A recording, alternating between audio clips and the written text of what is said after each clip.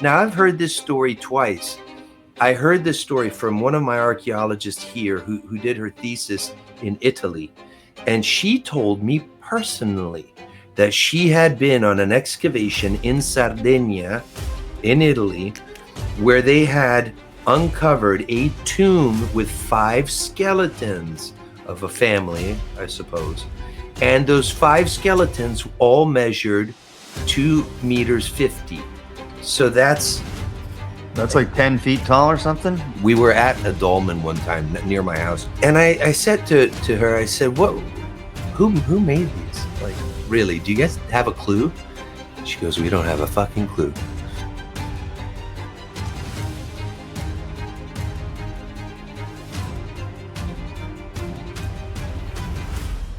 So we're all just waking up after the morning of the big first fight after on UFC first fight on Paramount 2026.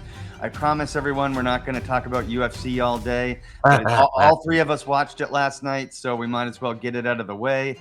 But today we're sitting here with a lifelong martial artist, former visual effects supervisor for Disney, right? Yeah, well, first 20th Century Fox and then Disney, yeah. Yeah, and then archaeology and a bunch of other stuff. In a previous episode of the Multiverse, we went deep into Michael Donnellan's amazing story of, resilience through martial arts, and then just all the different hats he's worn during his career. And it was really fascinating. So please go back and watch that if you want to learn more about Michael as a person and where he comes from. Today, we're going to just kind of update on some stuff that Michael's been working on. We'll get an update on the new documentary series, Atlantica. Talk a little bit about potential Cosmic Summit 2026. Also, I've been noticing some big upgrades and changes and emphasis on your YouTube channel. So I want to talk about that. And yeah, so let's go. But let's just start from last night. You guys both watched that or what? Megan, did you watch the whole thing?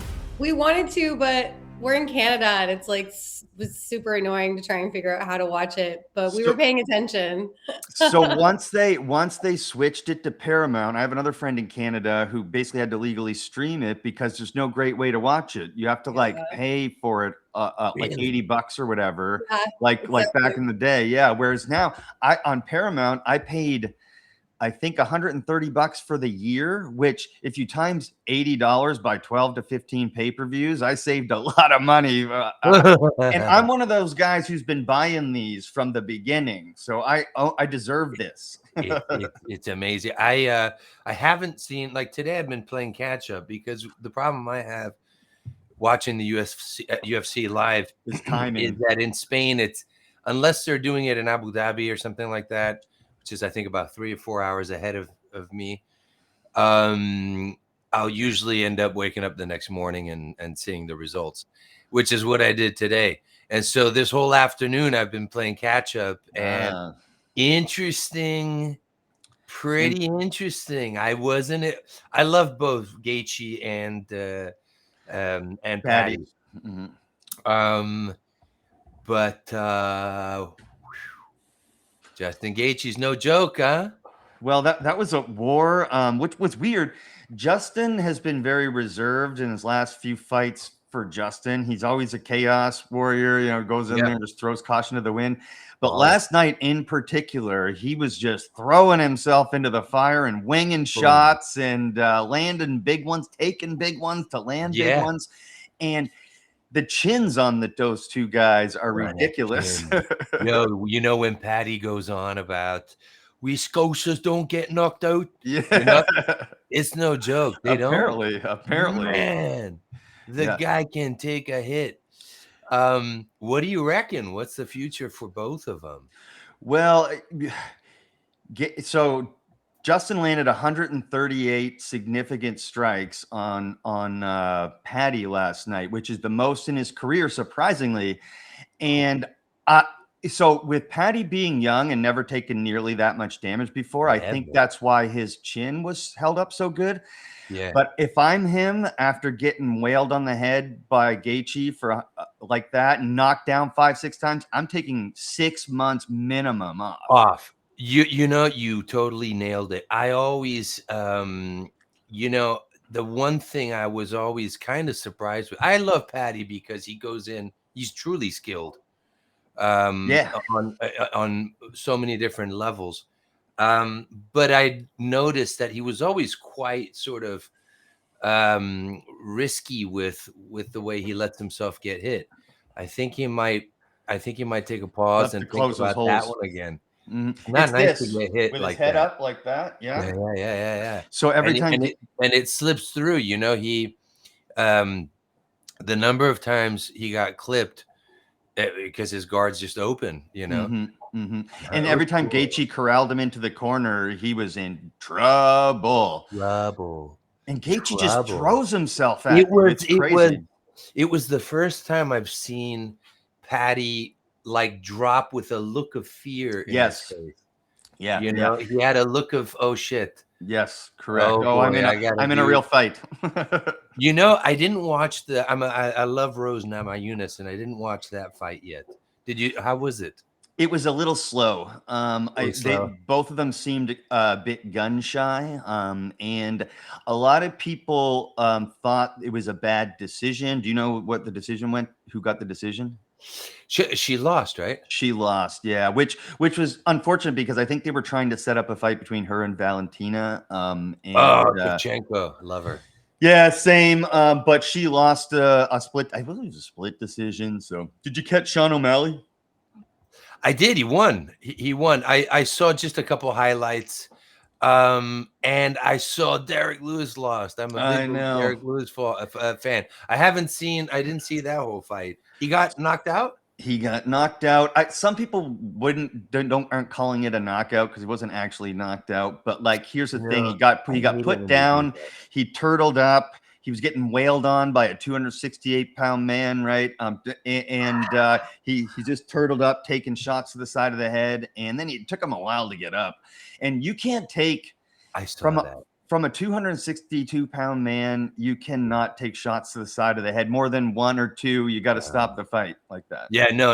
I mean, the heavyweights, the ultra heavyweights. Mm-hmm. It's that. That's probably why they're sometimes the most fun to watch, because you know that when that hit comes, it's like you can watch Mighty Mouse. As I love Mighty Mouse and watching him fight, but you can watch him. They're popping at each other for 5 rounds, and that doesn't happen with the heavyweights. That doesn't happen. No. Especially with like guys like Derek Lewis, or when watching one of my absolute favorites of all time is Alistair Overeem, but watching him get his neck folded back by Ngannou. Yes, yeah. Ngannou did that to a lot. Yes, the uppercut. Yeah, that was maybe the scariest knockout of all time. Maybe. It was really scary, and it goes to show. I mean, the fact that the damage that Overeem has taken over the year. Oh my gosh! His lips split.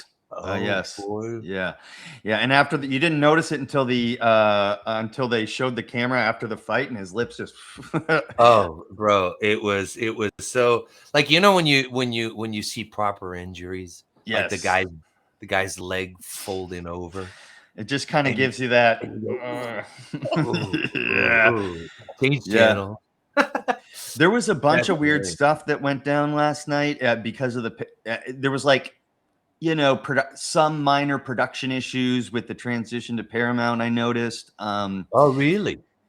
Yeah, nothing crazy. Like at one point in the first fight, Bruce Buffer, how he does his announcements. The camera was on the wrong guy while he was doing the announcement. Oh, no. Rogan goes, "What just happened?" And then John Anik goes, "What did I miss, Joe?" And then DC's like, "I think Buffer just announced the wrong guy," but it wasn't Buffer. I don't think. I think they were on the wrong camera. Dude, I just saw a really funny commercial with Bruce Buffer, and he calls. Have you seen it? I think they were showing it last night. Yeah. He calls Uriah Faber, Yes. and he's like, Uriah Faber calls him. He goes, "Hey Bruce, it's Uriah. I saw you just. I had a missed call from you." And he goes, "Uriah Faber." Yeah. The goat, man, the goat. I think he's better than his brother. His brother was just the most famous, the pioneer. until he came along. Bruce is legend. Yeah, there's a weird story behind it too. Like he was never ever planning on getting into it. Him and his brother apparently they got separated at birth or something like that. And then they got reunited as adults. And What then are the he was chances? Yeah, and then he's like, "Oh, you're Michael Buffer," and then he was friends with Lorenzo and Frank Fertitta and Dana White, and then he's like, "Hey, I want to give this a try too," and so they're like, "Sure," and now he's literally his face turns into like a tomato while he's doing that. He's like, "Ah." One of these days, I swear he's gonna have a heart attack. So knock on wood. I would never like. I wouldn't. I'm just saying. I flip out. He's in great shape, and he fights too, grapples. But yeah. I still to this day have never seen him fuck up. No, I don't think so. Never. I've never seen him. I'm sure he's got stories where maybe one or two. Yeah, that maybe no one noticed or something. I've never seen it. Yeah, I've never seen it. I mean, if that's your one job, I guess you'd probably get like, he's got his little paper. I'd like to see what's on them, Yeah, me too. Scribbles on it, I was thinking about that last night. Like, does he do it, or does he have like an assistant do it, and he just got to read it off, or what? I'm not sure. But it was really interesting to watch sort of the evolution from ESPN to that. I wanted to ask you before we move on to your archaeology and stuff. You were like kind of in on the ground level almost. You almost turned MMA, and then ended up a Disney visual effects producer. It's a crazy story. So would you explain sort of that quickly, because I think that's really interesting. Sure. And then also, because I've been watching this since the beginning too. So what are your thoughts on sort of the evolution of MMA and getting on TV and how things have been different, in the last 30 years? When I was doing martial arts competitively in Abu Dhabi, because so a lot of viewers are going to wonder, like, I lived in a bunch of different countries because of my dad's job. And so his work would normally take us to a different country every 4 or 5 years. And even though my parents were both American, I was born in Europe. I grew up in Italy, Switzerland, England. We moved to Abu Dhabi, went to university in Greece. Then I moved to California. And it was in the mid 90s, I was heavily competing mostly in Kyokushin karate, which I have my black belt right over there. Nice. and a boxing glove signed by Conor McGregor. I don't know. Sweet. Yeah, let's see if this will autofocus for you. Where did you get that? A friend of mine who lives in Abu Dhabi works on the promotion for the UFC. And so that was a present. So I came out of a style that was an offshoot of Kyokushin, which is full contact karate. And at the time, it was becoming very popular. And a lot of guys from my style were going into tournaments like K1. So K1 was a big deal for guys coming out of my style. And then they started to incorporate jiu-jitsu into our training. And it's 96. I go to university in Greece where I'm studying archaeology, and I'm still competing. There was a training camp there, and I was competing there. And I had just won the UAE, it was a World Open Karate Tournament. And I'd won it for the second time. So I end up studying in Greece. I end up moving to California. End up moving to Northern California. And by this time, it's 97, 98. And I'm in Northern California, and I'm looking for a training camp that had people from my background. And I saw that there was one in Florida and there was one in Chicago or something. I can't remember exactly. It was a while ago. And they were asking me, do you want to open a school there, a dojo there in California? And I thought, well, because I just won some stuff, some pretty big titles. And I thought, well, I could do that. But I never really thought about it. I taught for a while, but I taught in our training camp with other people. But as far as like opening my own martial arts school, that wasn't really something and then when I moved to Los Angeles, eventually a couple of years after that, I got into film. But so this is right when I first moved to Northern California, and I'm living in the Bay Area. I'm going to school in the East Bay, in Berkeley, and I get put in contact with. They're putting me in contact with a training camp in. I think it was like in near San Jose, in like Fremont. And I go down to visit them because it was this talk about maybe doing K1 and participating in K1. And I thought, fuck, I'll do that. That'd be fun. They were paying a lot of money back then too. Yeah, and K1. This was before this was really picking up. So K1 was really doing in the highlight. This was still at the time when UFC was in its early days, and it was a little rough around the edges. Yeah, they barely had any rules and stuff. Yeah, I mean, it was production value low. It's funny because I look at UFC now and I love it. I watch everyone. Yeah, same. Back then, for about a year, when I first started seeing it, I considered it to be somewhat rough around the edges. But then I would watch K1 and I thought K1 seemed a little bit more refined and whatnot. And so I go down to this training center. I can't remember. I remember I took the bus, or I took BART to the Bay Area Transport. I remember the day exactly. And I went down, and it was a nice training camp. They had this ring in there, and this guy comes out, super nice guy. I was quite serious. And his name was Javier Mendez. And he, big deal. Big deal, fucking a big deal. And I didn't at the time, he wasn't as well known as he is now. Had a really good talk, showed me around, and said, "Look, if you wanna get into this," and I left that kind of there because right in that 6-month period, I didn't really like the Bay Area, to be honest with you. My father was from San Francisco. My mother was originally from New Orleans. They'd met in San Francisco. I'd grown up all over the world other than the States. And so I went to the Bay Area to go to university because it seemed fitting, being that my father was from there. But in reality, I didn't really like it so much. Why? Why? Well, the weather's a big deal. Yeah. The weather's a big deal. The fog pours in at 5 p.m. It's windy. It's and to be honest with you, it was a little bit of a disappointment. I just come from Athens, and I found Berkeley. I thought Berkeley was going to be more interesting than it was as a town. Okay, got it. As a town, I thought it was going to be more.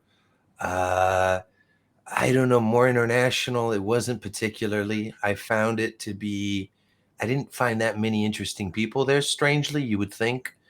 Maybe there are, maybe there are things I enjoyed, but I didn't enjoy it so much. What had happened was I had some friends from Abu Dhabi I went to high school with, and Abu Dhabi is very international. My high school was an international high school. So when we all graduated, we all kind of scattered all over the world. I had friends who went to Canada to go to university. I had a bunch of friends who went to McGill That was always a name floating around. McGill. Montreal, shout out. Montreal, you know, and then I had a bunch of friends who moved all over different parts of America. I had friends who moved to Europe. I had friends who went to university in Lebanon and Cairo. And so we all kind of scattered. I still keep in touch with these guys. And I get a call one day, hey, bro, we heard you're in California. We're in California too. I'm like, where? And they go, we're in Southern California near LA in this place called Orange County. And so I remember I took the train down, and I remember getting out of the train and going, this is California. Hot weather. It was a whole different kind of environment. There was the beach, and so I kind of gravitated more. And plus, I had these friends that I'd known for years. So within a short time, I think about a year, I went back up, kept studying, drove down to Orange County, rented a house or a room. And my plan was to gather more credits at a community college, and then return back north and finish at Berkeley. And one thing led to another. I stayed down there and I got a job at 20th Century Fox and worked there for 5 years. And then I got a job at a studio called Mod Studios, but Disney was our only client, so really it was Disney. And so anything related to pursuing getting my head beaten in was seemed better. But I still kept doing it. I still, even now, when I go to the gym, I do the last few minutes on the bag. It's the best thing, man. It's so good for you. What if history isn't linear? What if civilizations rise and fall again and again? Discover the shocking truth in Deja Vu, Has Everything Already Been? By my friend Alexander Cheshkovich. Grab your copy now on Amazon. The link is in the description below. And subscribe to Dave's Multiverse on YouTube, Spotify, and Rumble today so you don't miss a thing. Yeah, it's good. It's good for like, I like when I do it, I like to switch stances and stuff like that because it helps with you know, when you're right-handed or left-handed, and you as you get older, you start developing compensation patterns and stuff like that. So martial arts is great for that. Are you southpaw? Well, I'm right-handed, but I started training in boxing and Muay Thai left-handed on purpose. Yeah. Well, the reason I did so was because I broke my hand playing basketball 2 weeks before I went to Iraq, and then I got it X-rayed, and they told me I had a tendonitis and not a break. So I did an entire deployment in Iraq with a broken hand, a combat deployment. Holy shit! Yeah, and then I came home and I was like, my hand is fucked. And I got to get this thing checked out. That's no joke, dude. And you're out, you know. Oh yeah, it was bad guys. You can't do it with a broken hand. Well, I made it work. What it was broken. I think it's called a scaphoid bone. Yeah, scaphoid in the middle of my wrist, and it was very difficult to see on an X-ray. It's called non-union fracture, what ended up happening was blood supply got cut off to that small bone, and necrosis took place, and I had to have my hand fused, so my hand does not bend backwards. Oh my God! Yeah, this happened at 25. Does it give you problems now other than not being flexible? Sort of. Like pain in the joint. Well, so for example, I got to do push-ups on my fist. So if I do if I do too many, or it's not on like a soft surface, it'll start to hurt, things like that. So when I got back, because I used to train as a teenager in boxing at like a local club that like allowed underprivileged children to go there for free. But when I got back into training after the military, I decided I didn't want to throw my power shot with that hand. So I switched stances, and it was actually quite a smooth transition, because when I'm a maniac, but I actually broke this hand before, same hand, but right here in a schoolyard fight. And so and I'm a big basketball player. I coach basketball. So wow, awesome. When I was, that happened when I was 13. So when I was 13, I had a cast on one hand, and I'm out there in the schoolyard playing basketball with my left hand and shooting jump shots left-handed and stuff. So I'm actually quite ambidextrous. And so I am too. Yeah, the transition was pretty smooth. And what ended up happening was, because I am right-handed, that lead hand became very effective. I'll switch around, but I'll generally fight southpaw, and I am, like you said, I'm ambidextrous. Like I do weird things. Like ever since I was a kid, I would wear my watch on my right hand, which is normally something left-handed people do. I skateboarded goofy. You know, and there's certain things like my left kick's pretty fucking strong, just as much as my right kick. So in some regards, your brain, it's amazing how what do they call it, neuroplasticity? You know, like I saw this this video of this person who went blind and learned how to make these like clicking noises. Yeah, that's amazing. And this guy's actually riding a fucking bicycle around his neighborhood going. It's like echolocation. It literally is echolocation. He's using echolocation. A young kid, he started doing it as a child, really. Wow. It's nuts. You haven't seen it, Megan? No, you gotta look it up. It's a trip. It's like incredible. It's like what bats do. Echolocation. Dolphins, I think, do it too. And this guy, they were testing him, so they were like walking around the street with this guy, and he's going, that's a trash can right there. That's a person. And he was doing it like with small objects. It was really unbelievable. Like, you know, we're talking about adapting to the situation, and that's really what MMA is. Yeah. And you have to be a complete fighter. And I would notice when I would go southpaw that, you know, I'm jabbing with my right hand, and it's a hard jab. It's sticking harder. Yeah. It's like boom. And that's actually not a bad thing to have. But fighting going in there with a broken, you get like, where do you live again? I live in Georgia. What's the weather like in Georgia? It's normally great. Never gets super cold. Never gets really that hot. They call it Hotlanta, but it's nothing compared to other places in the world. So you don't get like bouts of cold bothering your wrist? No, but I've got a shitload of injuries. I've had surgery on my shoulder. I had my labrum completely ripped off almost, and that was actually doing combatives. That's what we call it. That's the Army's version of MMA. That's what they teach. So that actually happened during combatives. So when we do the Army combatives on the mat, you start on your knees, okay? And we locked up, and I pushed one way, he pushed the other. My shoulder just popped completely out of the socket. Oh no! But what was funny was the way it happened, because my shoulder gave.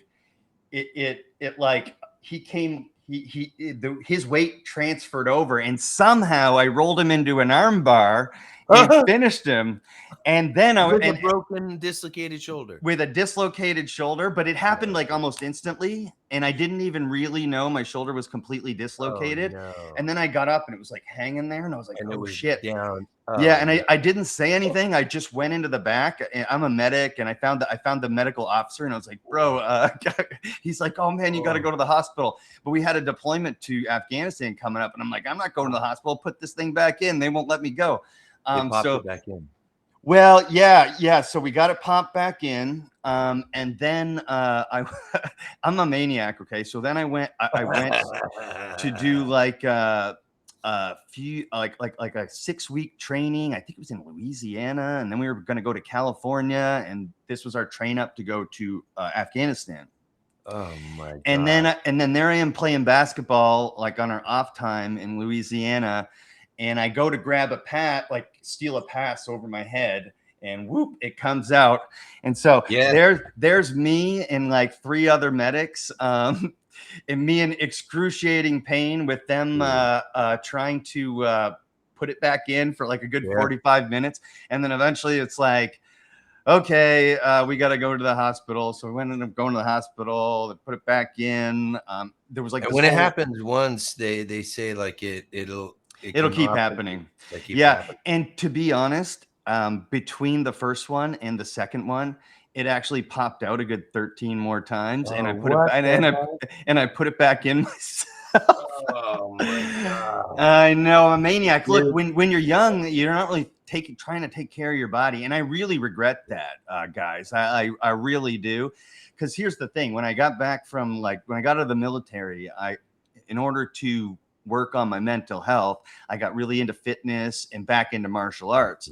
So I never really got into competing or anything again, but I got really hard into training, running, martial arts, lifting weights. And this is what I was doing for my mental health, but I was like overdoing it like hard. And I turned 38, and my plan was to have like an amateur Muay Thai fight. By my 40th birthday. Okay.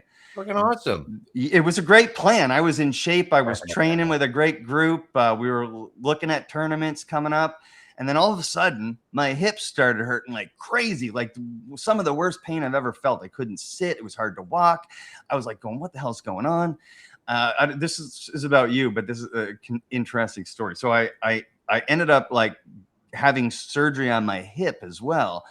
Because apparently I had a torn labrum in my hip. This is what the doctors were telling me, right? So you're just too much of a badass, bro. I guess, but I'm badass. I think it's moronic now that I'm 43. But I totally get it. Yeah, because now I'm going, okay, now I just need to do Tai Chi and like take things slow and yoga stuff like that. Yeah. But I love yoga, dude, to be honest with you. Yoga and Tai Chi are great. Tai Chi's saving my life right now. So. Dude, it fixed my back. It's fixing my back. Yoga fixed my back. And by the way, I want to add something that you just said, which is really, I think, important. You were talking about exercise and mental health. Yes. And when I came back from the Cosmic Summit in July, I got back and I had I was starting to cough up blood, and I had a pulmonary embolism, a blood clot in my lung. Wow. And I had started to notice I was spitting up blood, and it wasn't the first time. The first time at Cosmic Summit you were, or when you got back? No, when I got back, and I go in and I go, they said it was most likely from the long trip, and it happens often when you take a long flight because of this and that, and you're sitting in the same. I didn't know. Does that have anything to do with diving too, or you know what? It could be a million different things, and it had. I had heart failure 2 years ago, and that almost saw the end of me. And I often thought, is that from the diving? But I've always trained. I've always kept in shape. I've always worked out in the gym. And when I got back from North Carolina, which was only 5-6 months ago, wow, yeah. I had sort of, and this happened, and I'm coughing, and I took it as I do take a break now and again from the gym, but maybe like a week off or 2 weeks, and then I'm back in. And I gave myself the excuse to not work out since North Carolina, and that's is a really big mistake. a really big mistake. And I'll tell you, this last 2 months, especially, you know, living in southern Spain, the Spanish, they love their parties. Any excuse for a party, and they're in there. And we had Christmas, then they said, you know, we've got like the whole week drinking, then New Year, drinking. And then a big day for celebration for the Spaniards is the 6th of January. They call it El Día de los Reyes, de los Tres Reyes, the three kings. And that to them is almost as important or even more important than Christmas itself. They do that in Mexico too. They have it in Mexico too? Yeah. It's similar. Yeah. And so I was just every day, drinking. And I really and here I am, I'm working, I'm doing all this stuff for Atlantica and our projects, and that's going amazing. And the second season is we're wrapping production up on that. We're going to start a third season. And I thought to myself, I can't keep this rhythm up. I've got to get back in the fucking gym. I got to get back in the gym. And I started back in, this is my first month back in, and just in 2 weeks back, the change, the mental acuity, the happiness, the sense of calm and tranquility. There's just simply no drug on the planet. There's no substance on the planet that can rival all the good stuff that your own body produces within you when you get work. It could be just take a nice 1 hour walk, or go to the gym, or take Tai Chi, or whatever is your thing. You know, it's indispensable. I'm glad you brought that up. I can't stress how crucial it is to have I'm only going 3 days a week to the gym, but I train hard. I train intensely. And then also 3 or 4 times a week, I'll do a nice long walk. I live in the countryside. I live in one of the most beautiful places in the world. And that gets me out. I see the green, the nature, and the horses. And it's huge. You know, it's so important that we look after this. The feeling good, getting in, looking good, that's fine, you know, but it's about this. It's about looking after your mind and your mental state, and not allowing those really pervasive negative thoughts to consume you, because thoughts are so bizarre. They're good thoughts just as much as bad thoughts are magnetic. You'll think some sneaky little negative thought pops in the head, and you keep rolling with it, and you create this movie in your head. And if you can train yourself to do the same thing but with a good thought, you know, then it's much better for you. It manifests like in real life what you're thinking about. It manifests. You know, what do they call the law of attraction? And there's something to that. I think there's something to that. And it does go both ways. Like you can focus on the positive and manifest that, or you can put all your energy into thinking about everything that's wrong and make 100%. Your life. Crazy. It's a placebo. It's a placebo effect. It's measured. You know, they do it with medications all the time. The opposite effect is they literally call it the nocebo effect. So it's sort of in the 90s we called it giving you the whammy, right? Like it's like you jinx yourself through your mindset. That's why the highest level fighters, they're like Sean O'Malley is completely detached, you know, when he's in there. And sort of that's where you got to be away from those thoughts. That's why I respect those guys so much, because think about just a regular life and you get creepy thoughts freaking you out and stressing you out. Imagine you got to go fight someone in your underwear in front of millions of people. And, you know, like imagine the thoughts you've got to battle then. So You're right about that. Mental health and exercise. Your mind and your body are one thing. They're connected, and gosh, you can. I've so many times you're playing that movie, that negative movie, like you said, in your head, and then you just go to the gym on your normal routine, and then it's all gone afterwards. It's gone. But it doesn't even have to be go to the gym, like you said. It could be go for a long walk. Going outside is huge for your mental health as well. Dude, that just looking at the, you know, they say don't stare into the sun, but you go out and you look at the sun, you look at the sky, you take that, you know, I'm lucky where I live because it really is beautiful, even though it's been shit weather for the last month and a half. But I'm really happy because I really believe what we're doing with our last decade of research.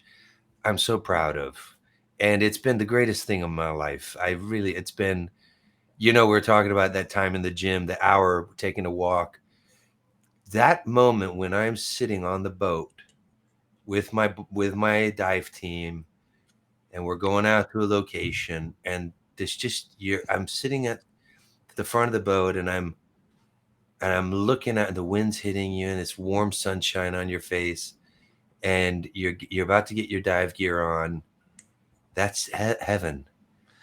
All negative thoughts it's therapy, is what I want to say. It's therapy. Yeah. I think nature and anything that takes you sort of out of your paradigm that you're locked in, like you go camping or a hike or whatever. But I also think, and this was a question that I wanted to ask you today anyway, just about this, and we'll roll into an update on Atlantica. But you and your team seem very close. Was that like? Did you handpick these guys to like have a close team because you know you're going to be working with them for like 10 years? We started as friends. It was the weirdest thing how now I've got different dive teams. My dive team here. So like, for example, our dive team in England are just wonderful guys, Timbo and Rich Keys and John Hart. And I call him my little brother, Chris Heapy. Top. I've always been really lucky. I've been diving for years. First time I dove I was 14, and then I became a dive master. Then I did specialty courses, and now it's something I do all the time. And I've always been really lucky in that regard. I've always seemed to have landed with really good dive buddies. And how I met my dive team here was completely by chance.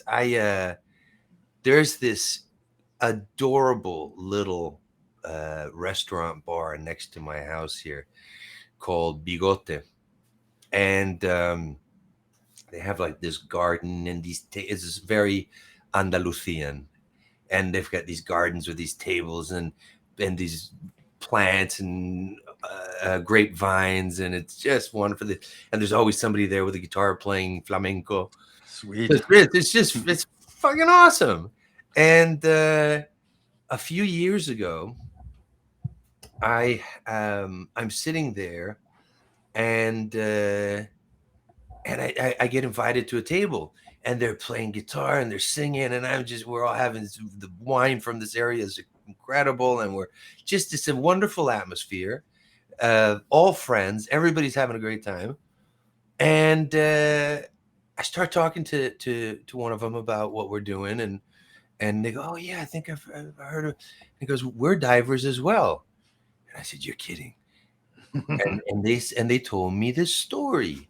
They said that now this was 3 or 4 years ago. I'd met them. They told me this very curious story. They said about 10 years ago, we were out coming back from a dive, and we saw something kind of weird on our sonar, on the boat sonar. And it was a very strange feature because everything in that area, the seabed is flat. And suddenly you had these peaks, but very sort of geometric peaks, 7.5, 8 meter tall peaks. Mm-hmm. And they said we dove there a bunch of times. We even took some pictures, and it just always stood out to us. And it's kind of interesting because before having met them, an old fisherman who appears in our series, who sadly passed away, a wonderful man, Fuente, he had told me a similar story. He was older, but he said there was this place that when I was a kid, one day, the visibility here is next to zero because we're at the exit of a sort of a river estuary. And so if you look at aerial shots of where we live, you have the river, mouth of the river, and you have this huge, like a cloud of sediment. So now and again, if the winds are right, we always have to calculate when we're diving very specifically. So we have to, there's 4 winds that happen here: the poniente, levante, the south wind, and the north wind. And you've got to wait for the poniente to come and pass. And there's a season when it's optimal.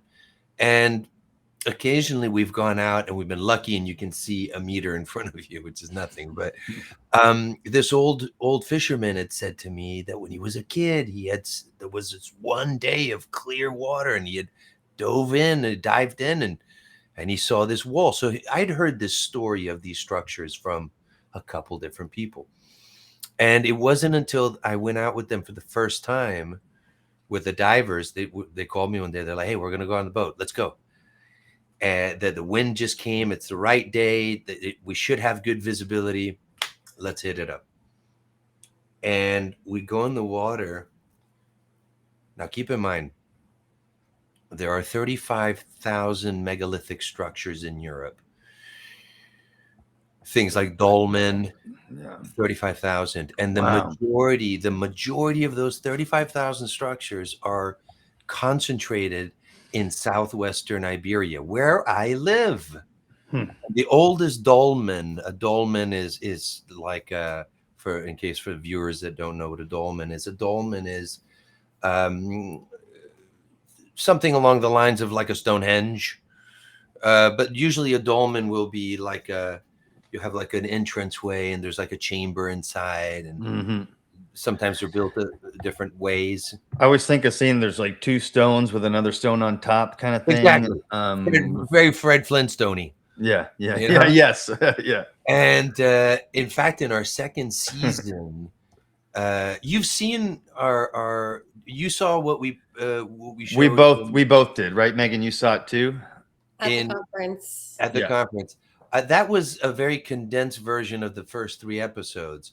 In the 4th episode, the second season, we really get into this megalithic connection because there's something that's it's really pretty freaking unbelievable. I have archaeologist friends who specialize in dolmen, and we're living in an area that has had consistent human civilizations, one on top of each other, for the last since prehistory. And which is interesting, but it's also makes things complicated because the Romans come along and they see older Phoenician ruins. What they did is they would dismantle the Phoenician ruins to build their houses. Then the Arabs come along, they see the Roman ruins, they also dismantle those and build they've made that illegal, but that was only made illegal in the 1800s to preserve the heritage of the area. But in the past, people didn't care. Dolmen and megalithic stuff here is particularly mysterious. So I have archaeologist friends who specialize in dolmen, and I say to them, I go, I said to Anna, I said, "Hey, what's the story with these things?" Like, we were at a dolmen one time near my house. It's a beautiful, beautiful one. And I'm looking at this thing and I go, these don't fit. They don't fit in the more recent, when I say more recent, in the last 3,500 years, because the Greeks colonized here, the Phoenicians colonized here, the Romans the Visigoths, the Arabs. So all of these, then the Renaissance. So you have all of these. It's incredibly rich historically, And then you have these dolmen, and they just don't quite seem to make too much sense. And I said to her, I said, who made these? Like, really, do you guys have a clue? She goes, we don't have a fucking clue. We don't have a fucking clue. She goes, sometimes in some of them, they might find a cadaver or some skeletons. And so we estimate from that skeleton that it might be, 4,500 years old. But we don't know that, because that skeleton might have been buried there when this structure already existed. Right. So and the how does that relate to Atlantica and our project? I think I figured out exactly where they fit in the timeline. I think those structures belonged in great part to the survivors of the Cataclysm. Why do I say that? Because they demonstrate something very important. There's some clues. When you see a stone that weighs 250 tons or 400 tons, right, and you think, well, they obviously had the capability, engineerically speaking, to maneuver massive megalithic stones. Yeah. They just seem to lack the precision that comes with industry. And the first thing that is lost when a cataclysm occurs, that's really a terrible cataclysm, is industry. And what is industry? Industry is the capacity to replicate and create finer tools on mass scale. Industrial mining, industrial construction. So it's all very curious. It's all very curious. The second you're going to flip out, the second season, you're going to flip out. And by the way, sorry, I'm rambling here, but it's no, you're not. I'm engaged. I'm totally listening. There's something really exciting that I just had this opportunity to be a part of, which I'm really, really, really, really excited about. There's a palace here called the Palace of the Dukes of Medina Sidonia. This is the oldest monastic family in Europe, or one of the oldest. Their family lineage dates back almost 1,000 years, and they were a family that controlled. They were the ruling family of the province of Cádiz, which is the province where I live in Andalusia. And it's a very big province. It goes all the way from Gibraltar. Gibraltar, in fact, even though it belongs to England, is in the province of Cádiz. And it stretches all the way to the border almost of Portugal and all the way up to Seville. And this family had control over this whole area. The whole history of this family is super fascinating, like really interesting. And how they came to power and how they became effectively almost wealthier than the King of Spain, and very, very powerful. And when the time came for the conquistadors, when they opened the doors to the Americas, they had a huge principal role in that entire mechanism. Because Sanlúcar de Barrameda, where I live, and Chipiona were the places where Columbus sailed out of, and Huelva. And Columbus sailed out of here. Magellan sailed out of here. The Pinzón brothers, who were really the guys who sailed with Columbus, they were brothers from Cádiz. It was really them that knew this whole area. Okay. I don't want to spoil too much because this comes out in our second season, but I had this conversation. I opened up this subject a little bit at the Cosmic Summit. I talked about it a little bit with our friends, Randall Carlson and whatnot. I'm going to explain something really cool. This family has in their palace the last Duchess, who passed away in 2008, who's succeeded by her son, who I'm friends with. They have some of the oldest archives in Europe.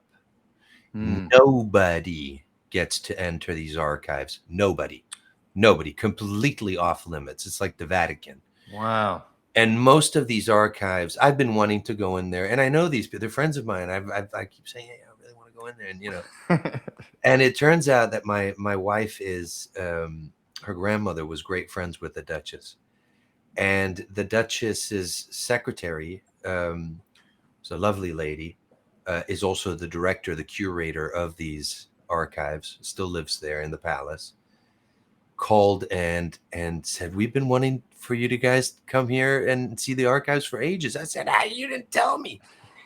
So I went for the first time 2 weeks ago. Wow. Bro, guys, look.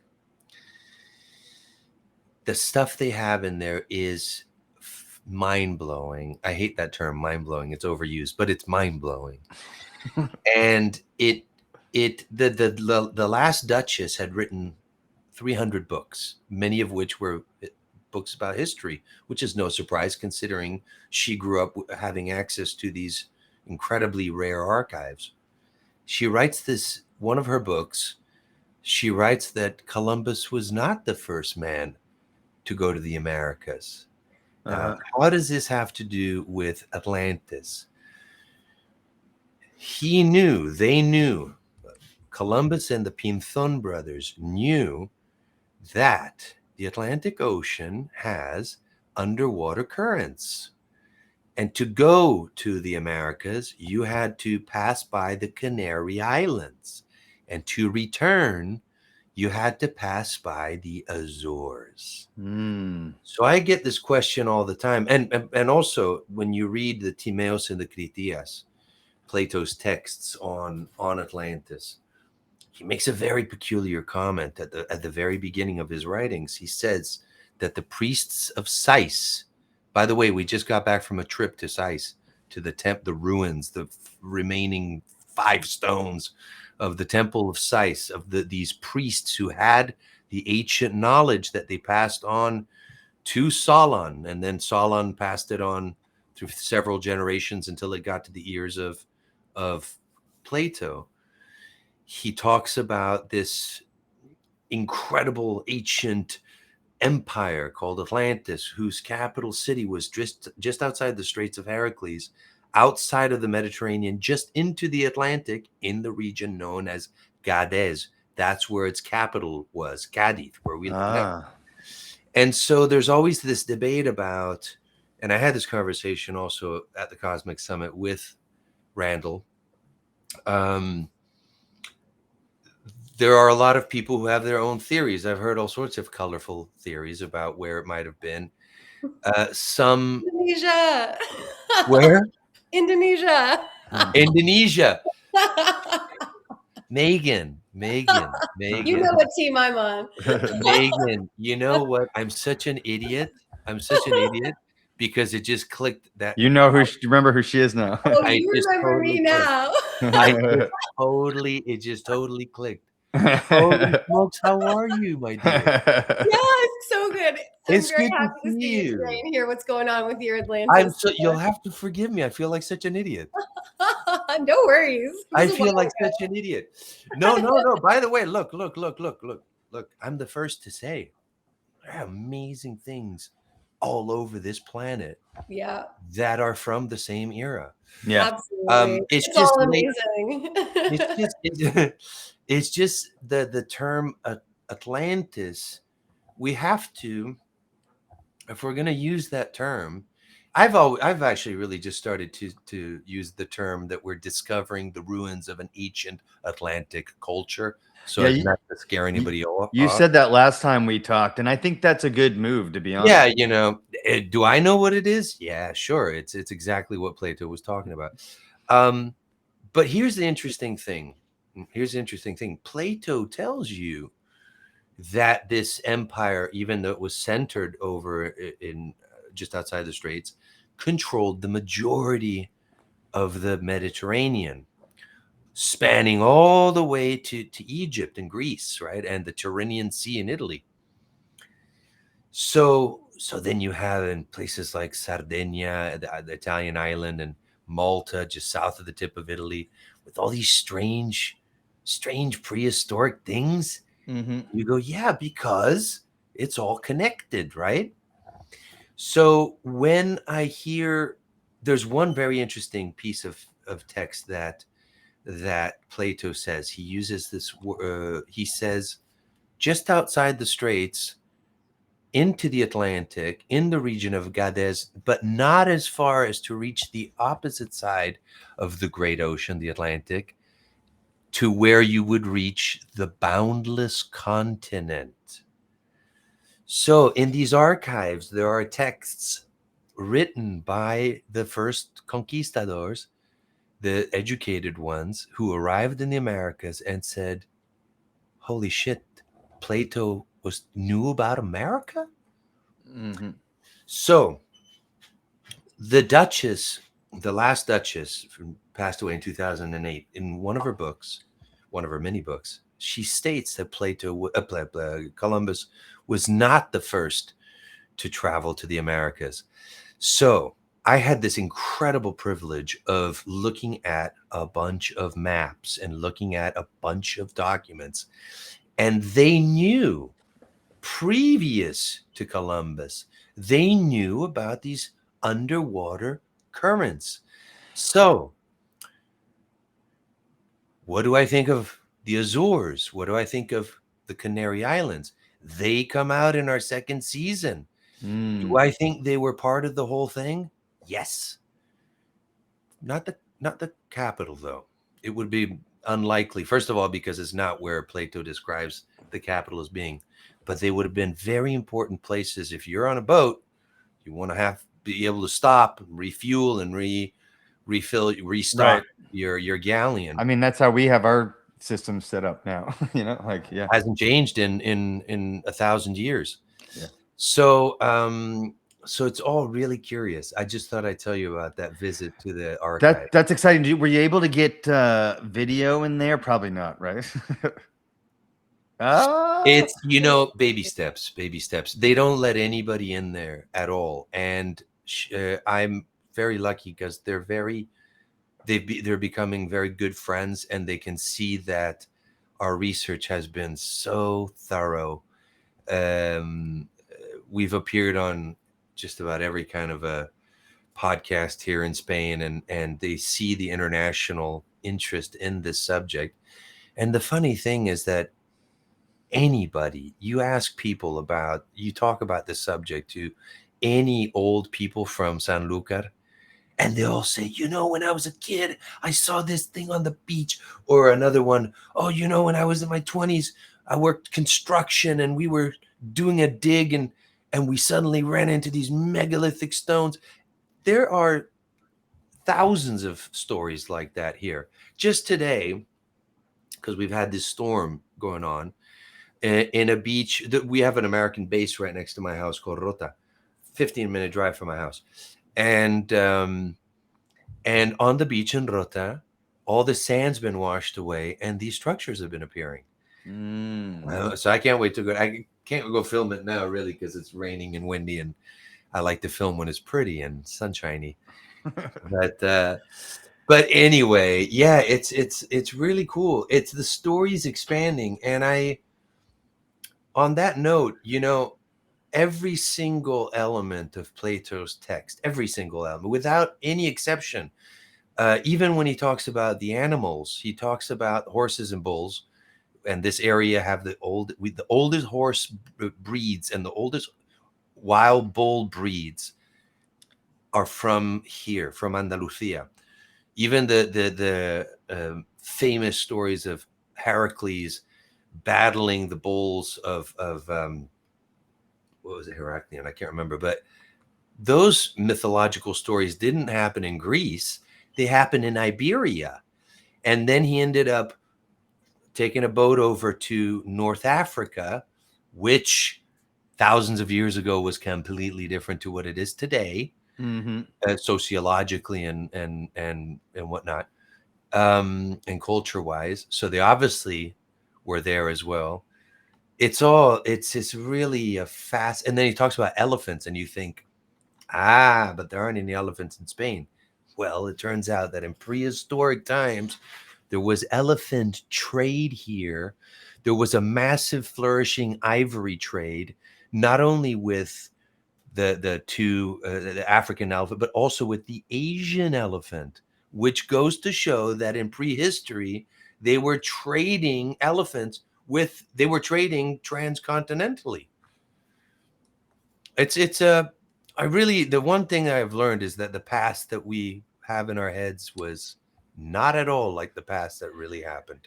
Yeah, I agree. And like you mentioned, just today or yesterday, beaches are washing away structures, right? And it's my estimation, and this is just like off the top of my head, but like, you know how we know very little about the ocean. We know very little about we've explored, like, we don't know much about it, and we don't know a whole lot about space, but we know more about that than our actual ocean. I think when it comes to archaeology and what's under the sands that could be related to a lost Atlantic civilization, we're all just scratching the surface, man. Just scratching the surface. Scratching. I'll send you these videos that my friend sent me today, because a bunch of, whenever something interesting happens like that, I get about 15 friends of mine sending me. Yeah, please send them. Yeah, sending me videos. I'll throw them up on. Yeah, and this friend of mine who lives in Rota calls me and he goes, "I'm going right down there right now. I'll film a bunch of stuff for you." And so he sent me about 20 videos today, and he found all sorts of stuff. Some of it, which I'm sure is Roman. Then he also found a half rusted live round. Wow. So it was probably a rifle round. So World War II or something? World War II, I would guess. Yeah. He said he just looked down and he, then he found some beams of wood. These very strange rectangular, not very big, about a meter long by 50 centimeters wide, a line of rectangular gouges cut out of the bedrock. In a line. No Weird. idea what those could. Yeah, super weird. And then also on the ground, he found iron bars that were actually hammered into the flooring, almost as if to keep it together. I don't know. Very weird. So I got to go down there and check that out. That's exciting. It's super cool, man. And it's just it's like right by where you live. Like you can walk there, drive there. Bro, when we were all, locked up in our COVID scam house thing, when everybody had to stay at home thing. COVID scam house thing. That's what I'm gonna start calling it. I was so lucky because I was able to. I lived here, so while everybody was huddled up in their houses, I would walk down to the beach and get my drone, and I'd go out in the boat, and it was so funny, like to be pulled over by the Coast Guard on your boat, and they're asking you why you're not wearing a mask. Oh gosh! And you're like, wow, fuck, I don't know, man. I just figured. That's so silly. When I rewind back in time, like every time I think about it, I get a little bit surreal. It's very surreal. I remember my first time walking into a grocery store going, I already know this is like what's really happening to some degree. Yeah. So I'm walking into a grocery store with a mask on. People are without a mask. And people are looking at me like I'm a terrible person. And you could feel it. You could feel it. It was surreal. So I don't know, man. The world is just so freaking weird. Yep. Everybody gets triggered. Everyone gets tricked and propaganda. They'll make these random comments. You see, there's a lot of sort of really people who are on edge and really snap at anything. And That feels very manufactured to me. I don't know what it is, bro. You can see it. You can just go switch back and forth from CNN and Fox, or go from X to Facebook, and you can see the polar opposite propaganda, right? And so that's where that comes from, in my opinion. But people just take whatever channel or whatever at face value, and then they go about their life, and then they start judging others based on what they saw and what they heard. And that's why that lady said that. She was probably a nice enough lady. She just had been programmed. Yeah, you know, and it's funny because I heard myself saying the story, and I thought to myself, oh, should I be careful how I word it? Yes. You know, should I be weary? I don't think I said anything bad. No. But there's always going to be somebody who will just, you know. Oh yeah.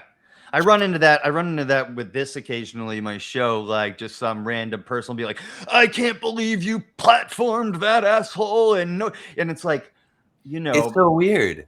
You're allowed to say whatever you want, you know. If I can platform whoever I want, and if you don't want to watch it, it's okay, you know. Dude, you know what I got the other day, and it's really nice. I have to say, like, actually, Megan, I've always had my whole life. I've had Canadian friends always.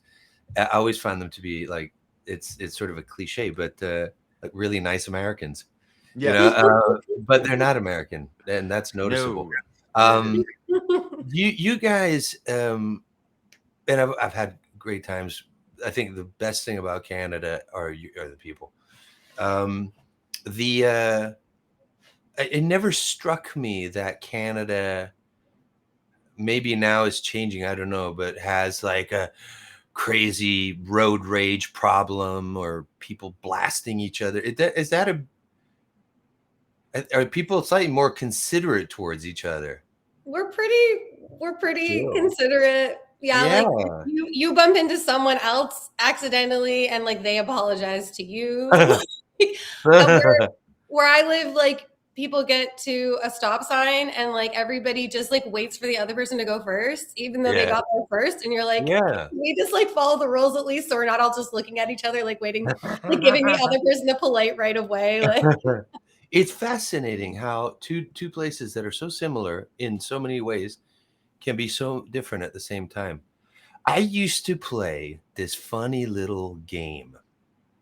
I would go out and I would sit in California. I would sit like on the patio of some restaurant with a friend having a beer. And we'd watch people go by. And California is like this. You're watching people go by, you can tell what television show they watch based on either how they dressed or how they're talking. It's what I mean to say is, so you're like, right, Sons of Anarchy, right, Smallville, or whatever, you know, whatever the show of the moment is, Game of Thrones, and I always found that a very strange phenomenon. I heard this. I was listening to Joe Rogan's podcast the other day. He was talking about Los Angeles, and he was talking about the world of actors and how fake they are. And it's a sad realization when you live in a state where people actually generate their own artificial personality based on a character that they like in a television show. Do you know what I mean? Like, it's really fucking weird, man. Like you'll talk to certain people and you'll say, you're thinking, is this guy for real? Or, you know, like I don't know. I find it, I hadn't been back to the States since before COVID. So North Carolina in June was my first time.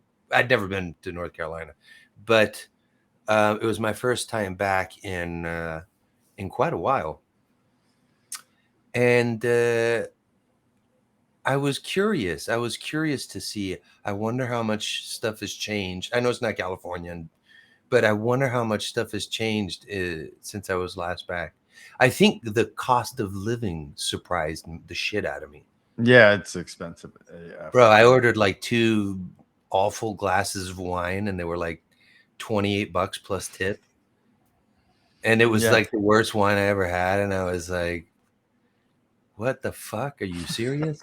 Yep. Everything's super expensive now. 2 beers at the airport were like $28. Oh, Vancouver Island's crazy. Like a small bag of groceries cost me like almost $200 yesterday. I was like, joking me. For one person. That's crazy. It was like maybe like 2 small bags of groceries. What did you buy? Panda steaks? like nothing crazy. Like berries. Berries are like $8 a thing. Like fucking nuts. Where I live. Yeah, it's crazy. Yeah.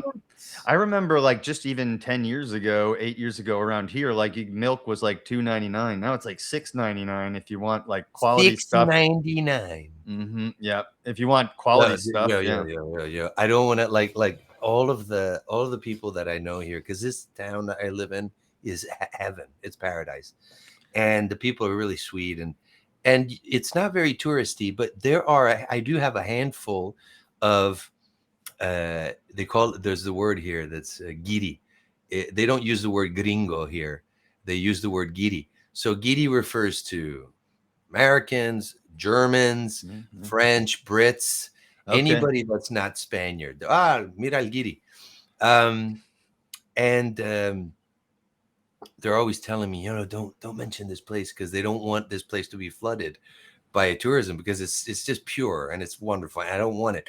But I say to them, well, it's going to be a bit hard. I'm making a fucking series that the whole world is going to see.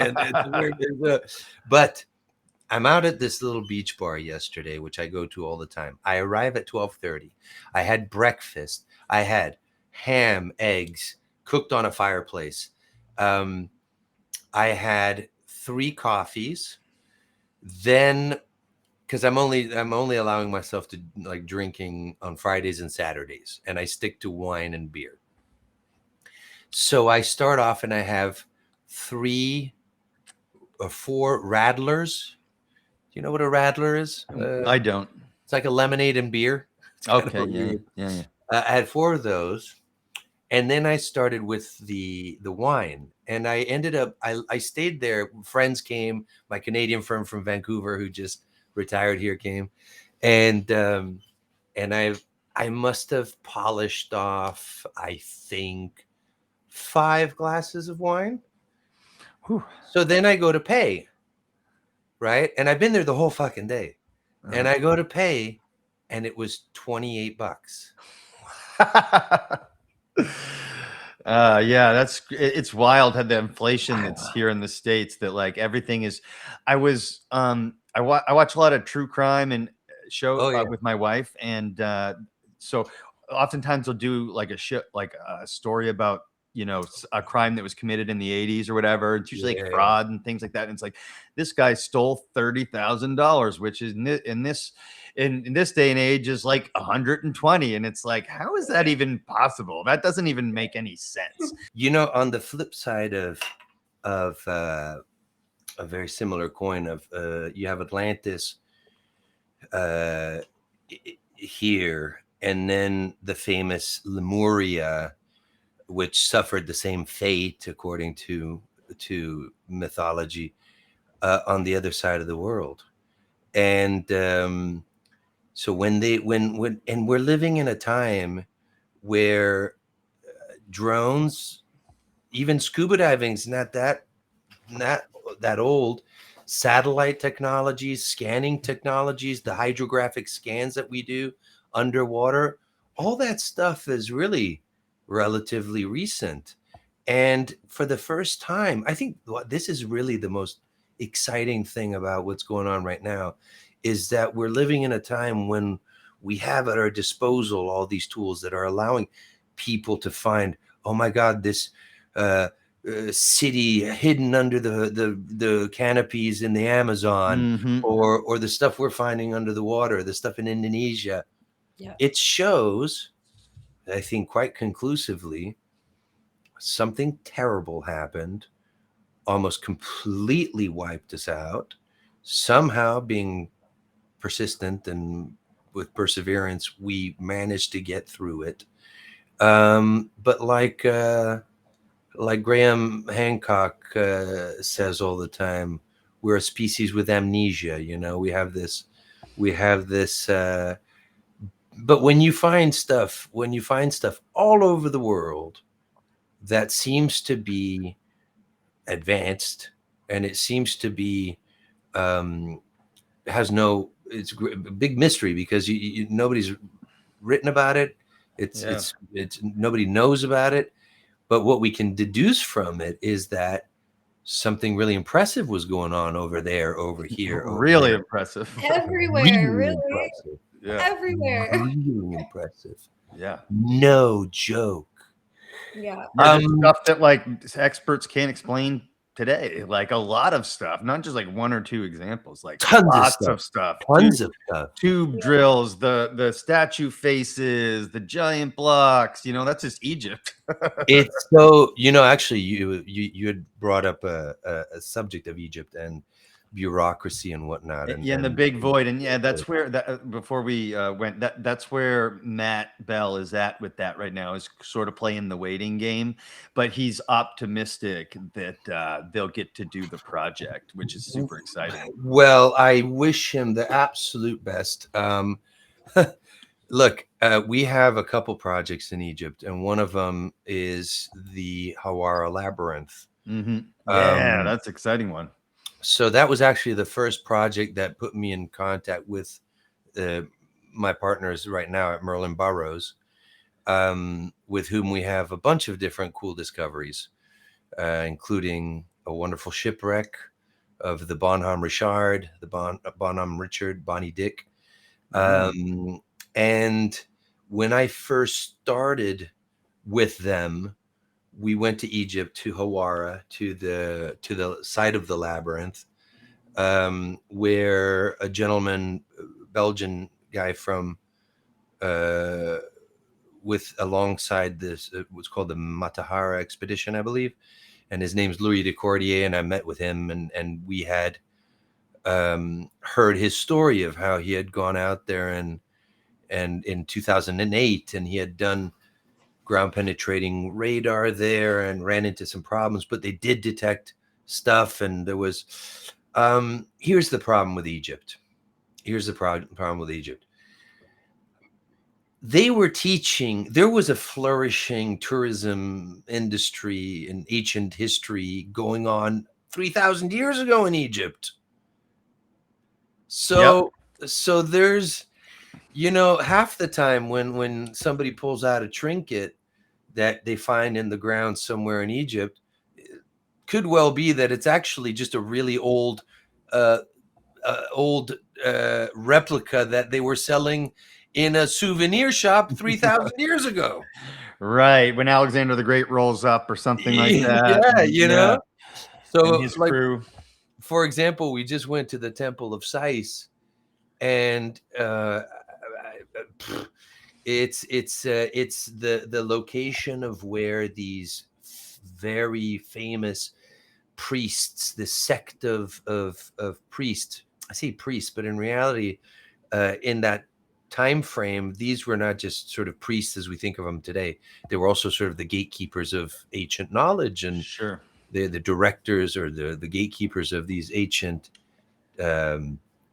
texts and whatnot. And they were very famous, and they were one of the oldest sects of priesthood in Egypt, and they revered a deity by the name of Nif.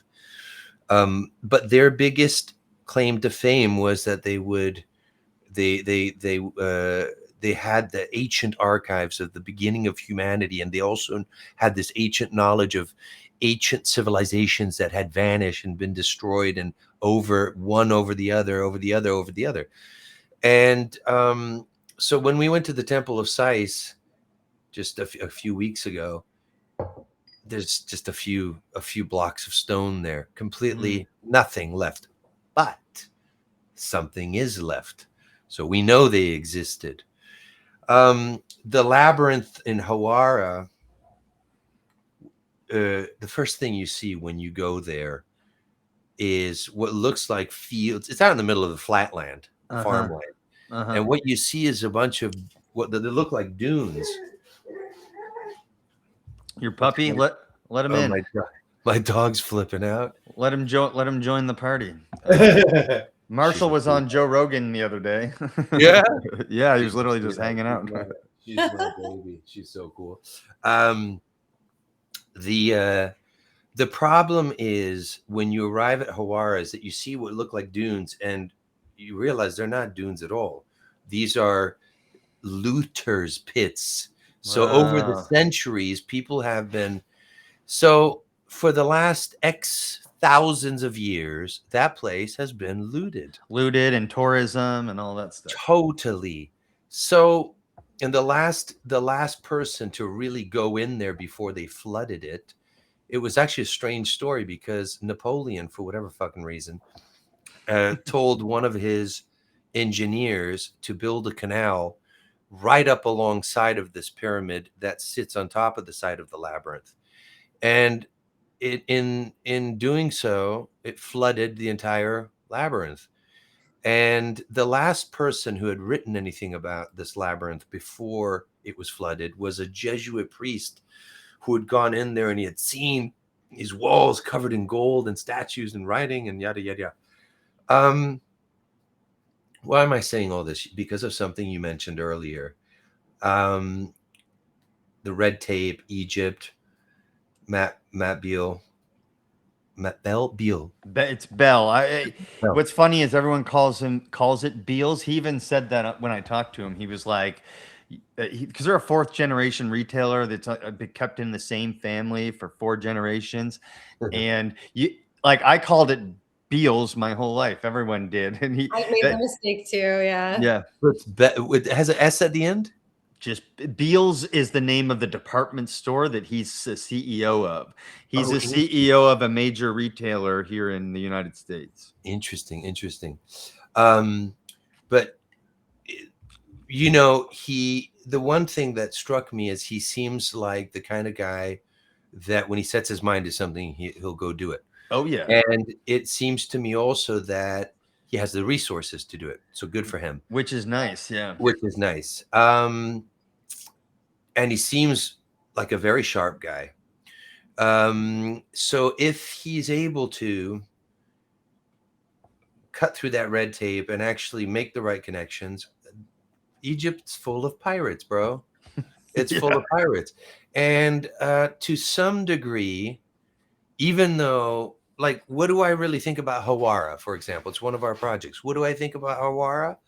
Well, when Timothy Akers, who was my mentor and one of my dearest friends, first showed me the scans, it was obvious there's something there. And when I went for the first time, it was obvious there's something there. But I think it's been pillaged top to bottom. I think it's been completely ripped apart. Mm-hmm. Would I see that? Would I like to see that project continue? Sure. Do I have a film in mind for it? Not only in mind, I've already started filming. We've already got a movie in production for Hawara. So when it comes to Matt's work, good for him. Push forward, but good luck. Right. Well, with Zahi Hawass in there, like I would be very happy to see him actually make it as far as doing that, and then like being able to be there and witness it and in real time. Oh, that'd be nice. Have like some sort of gatekeeping situation. That would be amazing. That'd be amazing. That'd be amazing. Imagine you're there, you're seeing things, you know, on the screen from this robot going up a tube, and incredible. Do you remember the first time they did that? Like, I think it was in the 90s or whatever, and they sent a robot in there. You remember that? When I was a kid, I was like 12. I was like, you know, it was like one of the most exciting things that was ever. The one, wasn't that the one where they got to the end and there was that panel with those copper rods? Yes, correct. Yeah. And that's very weird. And they sent a robot in there, and that was honestly, I think, like one of the first like things I saw on TV about like ancient Egypt, and and then also Quest for the Lost Civilization with Graham Hancock, and those two moments I was just changed my life. I was a little kid, and that's why I'm sitting here talking to you guys today. So you know what's funny? That's kind of how I mean, I had studied archaeology in university in Athens. Never actually thinking I would be an archaeologist. I was living in Athens, American College of Greece. What else are you going to study? And it was awesome. We worked at different sites, my Minoan sites and Mycenaean sites, and it was exciting. But then I moved to California and worked in film. But I'd always kept involved in the whole subject of ancient history and discoveries and archaeology. And one of the things that actually led me to this was, like what you just said, I was watching these different shows that were on TV and on YouTube. And John Anthony West. Yes. And I stumbled upon a documentary series by the name of The Pyramid Code. Yes, I love that one. And it was really great. And I became friends with the lady, Carmen Bolter. Yeah. Oh, she's great. I'd love Dude, to talk to her, man. so here's an interesting story. That Carmen is the woman who actually really introduced me to. Well, so here's what happens. Long story short, I'm not going to bore you, but she's Canadian, I think. Carmen. She's Canadian. She's Canadian, and so I'm in LA 10 years ago, 2014, and my parents had always gravitated back to Italy. And so Italy, I always consider myself half Italian, even though I'm not. But Italian's my first language, and Italy's where I grew up. I love Italy. Then you're half Italian. You know what I mean? I spent the same amount of time living, like America and Italy are the two countries where I've lived the most, the longest. I became friends with Carmen, and based on her series, and we would talk all the time. We'd do these video chats for like 2 hours. Just I was sponging all this information, and one day I get a call from my family in Italy saying my mom wasn't well. And the next day they call me and they go, she's really not well. She's in the hospital. You better come out here. They're putting on a dialysis machine. Her organs are failing. Anyway, long story short, I'm not going to bore you, but I flew out to Italy. I go into the hospital. She's in a coma, and I hold her hand for 2 hours and she dies. And the same month, my father has a stroke. Ooh. So I'm just like, yo, pause. There's certain moments in life where you have to just prioritize. Yeah. And my father was my best friend. And the idea of he was a lot older than my mother. And the idea of sending him at almost 90 to an old folks home, to where? To California. They hadn't lived in California in 50 years. And plus the idea of my dad going to some strange place I don't trust, no way. So I said, screw it. I'll take 6 months off and I'll see what the plan's going to be. I go back to California for like 2 weeks. I sell my car, I put everything in storage, and I fly back to Italy. Long process, 6 months. My father was in the hospital and he starts getting better. And during this time, I was still talking to Carmen Bolter regularly. And she was very sweet with me because she had lost her son in a motorcycle accident. And she knew the pain and suffering I'd just been going through, losing my mother and my father, almost losing my father at that point. And she was very maternal with me. She was very sweet with me. And one day she calls me. She says, this was about 8 months in to me being back in Italy. And I was getting sort of jittery to get stuff going again. Now, here's the coincidence. This is right around the turning point when all these drones start coming out on the market, and all the cameras that I use now that are revolutionary. Because before these, I always had my red camera, great cameras, some of the best in the world, but still pretty big. And I'm not going to carry that in the water with me, and sometimes I'm walking in the national park here, and I don't want a big ass camera. I want the top quality film capacity, but portable. So it was at this turning point technologically.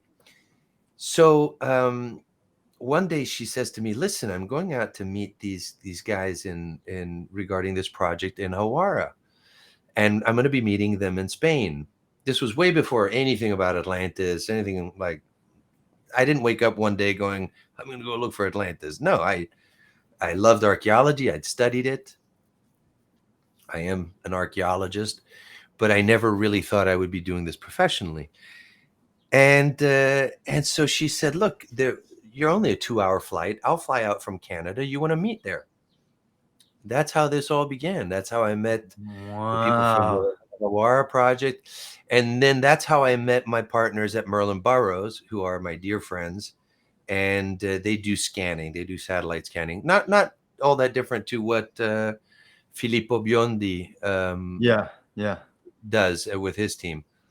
And basically, we tease out structures that are embedded in soil and water. And so I go out to Spain, and I met Carmen for the first time. She was quite eccentric, and that's how it all started. That's how the Hawara thing started for me. That's super cool. She's a legend to me. I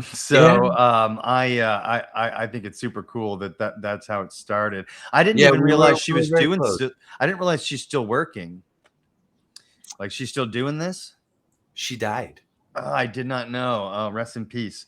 Yeah, I did not know. She died, and it was very strange circumstances. There's some stories that I won't get into here. Sure. There's two different avenues of fascinating subject matter that I normally don't talk about. I talk about very rarely, and when I do, it's in private with a friend in a room with a glass of wine. But when it comes, for example, to our series and our discoveries, I keep everything as scientifically oriented as possible. It's we've got archaeologists and geologists and different people observing the work, and it goes through a proper scientific process. However, there's two lines of sort of side plots, if you will, of things that are so bizarre, and I don't want to. One of them is the strange experiences that have happened to me over the years that tie back into the situation that I'm in right now, into the projects that I'm doing, that are almost so peculiar that aside from using the word supernatural, I don't know how to. I'm pretty level-headed. I'm not particularly religious, or I was, but I try to kind of, if I have something I can't explain, I try to reason, well, maybe there's a physical reason why this has happened. And the other subject, especially regarding Hawara, is the shadiness of certain elements of that story. Different individuals involved that very shady, both in Egypt, and different things that happen that I won't get into, that I could write a fucking book about. Right. And all very odd. All very, very odd. One of our archaeologists and one of my friends, his name was Jeffrey Tassi, and he was a professor of Egyptology, very well known at University College London, and he worked with us. And I have hours of interviews with him. And I visited him in Egypt and in London and in Berlin. And so we became pretty good friends. And he died in Egypt, and the circumstances of his death were extremely shady. The circumstances of Carmen's death were a little bit more shady than they seem to appear on the surface. And she died here in Spain. I heard. I didn't even know she died. I was told recently that she passed away. She was in Malaga. Wow. And yeah, there's some weird stuff. Like, I don't want to. I'm always trying to be real positive in my outlook on things, but certain subjects, and that includes certain work in Egypt. Yep. You gotta watch your back. Yep, it's You true. gotta watch your back. You can't be naive. Yeah, and you've really got to understand that what you're dealing with is I don't know, some kind of control system that, like, we're not completely sure what it is. Whatever's controlling, the top level of the information, doesn't want us to know the truth. That's what I believe. Like, is it gatekeeping and like ego that they have like said this is what happens and they don't want us to switch it up, or is there like a bigger thing that all of the above? All of the above. Yeah. All of the above. Imagine for a second, Egypt today, right? They're most famous for the pyramids, for their archaeological sites. That's what you think of Egypt. That's the first thing you think of. The Sphinx, the pyramids, the this, the that, right? That's the first thing pops in your head. Imagine what it's like for an Egyptian who might normally not make any fucking money at all, because they're not making much money. And their biggest industry is tourism. And you manage to go to university and you manage to get yourself a degree in Egyptology, right? Your entire reason for existing is going to be to make a name for yourself. So you mentioned, Megan, you mentioned egos. That's at the top of the list. And I think you mentioned another name earlier, which I won't mention. All you have to have is a brain in your head and look at that guy talk, and you go, my God, could this guy have a bigger ego? It's in his book, guys. It's in his book. Fucking nuts. I kind of have a soft spot for him for some reason. And then there is the real proper matter of pirates. I mean that genuinely. There are some shady fuckers that I've met out there that you do not want to trust. Yeah. And there is a genuine. I've got a lot of. I went to high school in Abu Dhabi. I went to an international high school, so I've got a lot of friends from all over the world. And I'm actually going to say this unfiltered because it's funny, because Arabs and Egyptians themselves will admit to this. So it's not just me saying it. It's my Egyptian friends will laugh about this and say, yes, they're all a bunch of pirates, but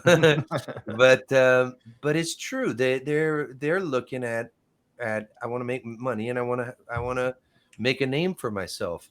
And like you said, Megan, the gatekeepers don't want to give up that power to anybody else.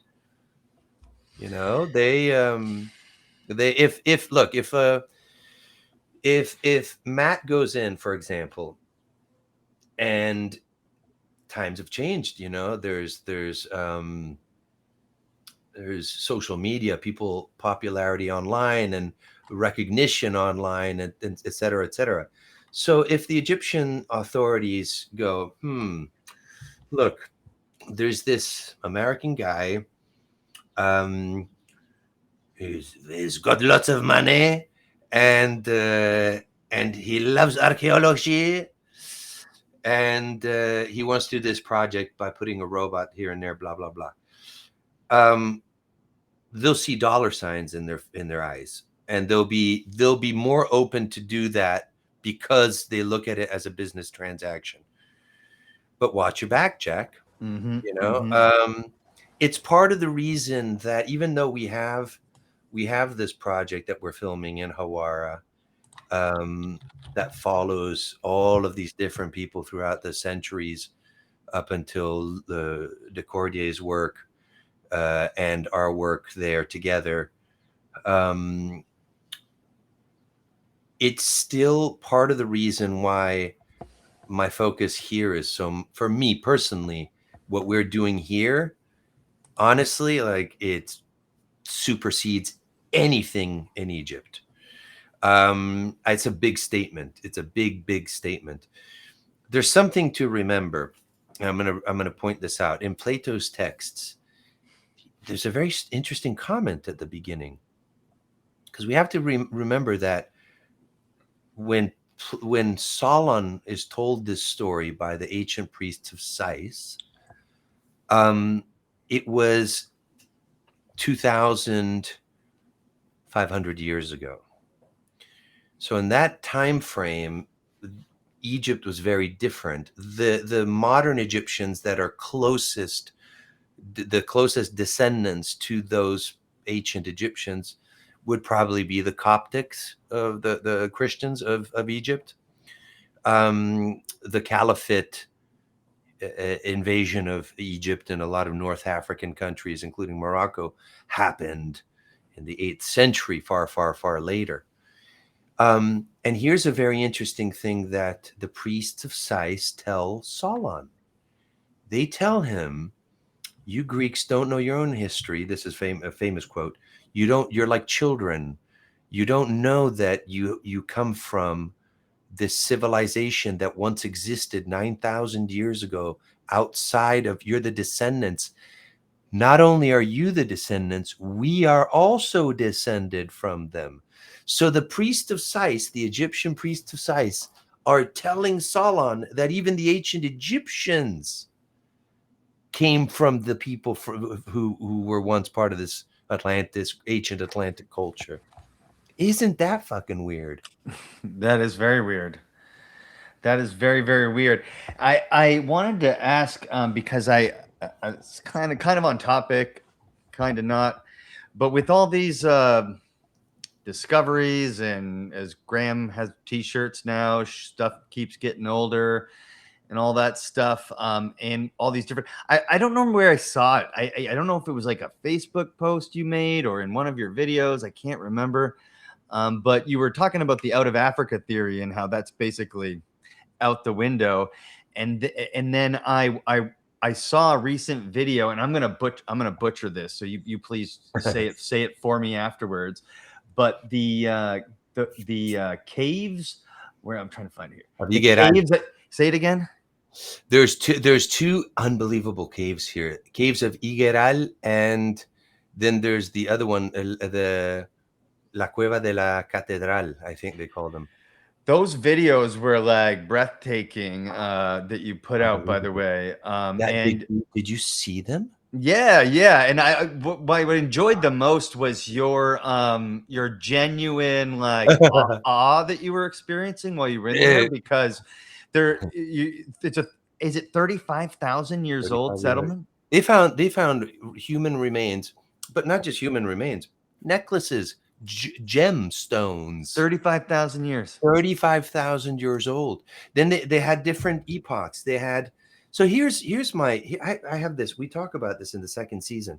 So the first season, the first 3 episodes are quite linear.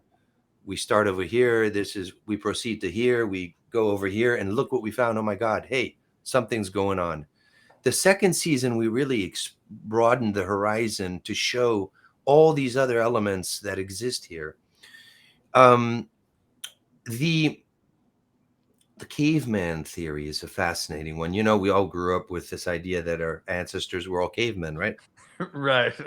I have this other theory, and my theory is this really terrible event happened. They talk about the Younger Dryas event, impact theory.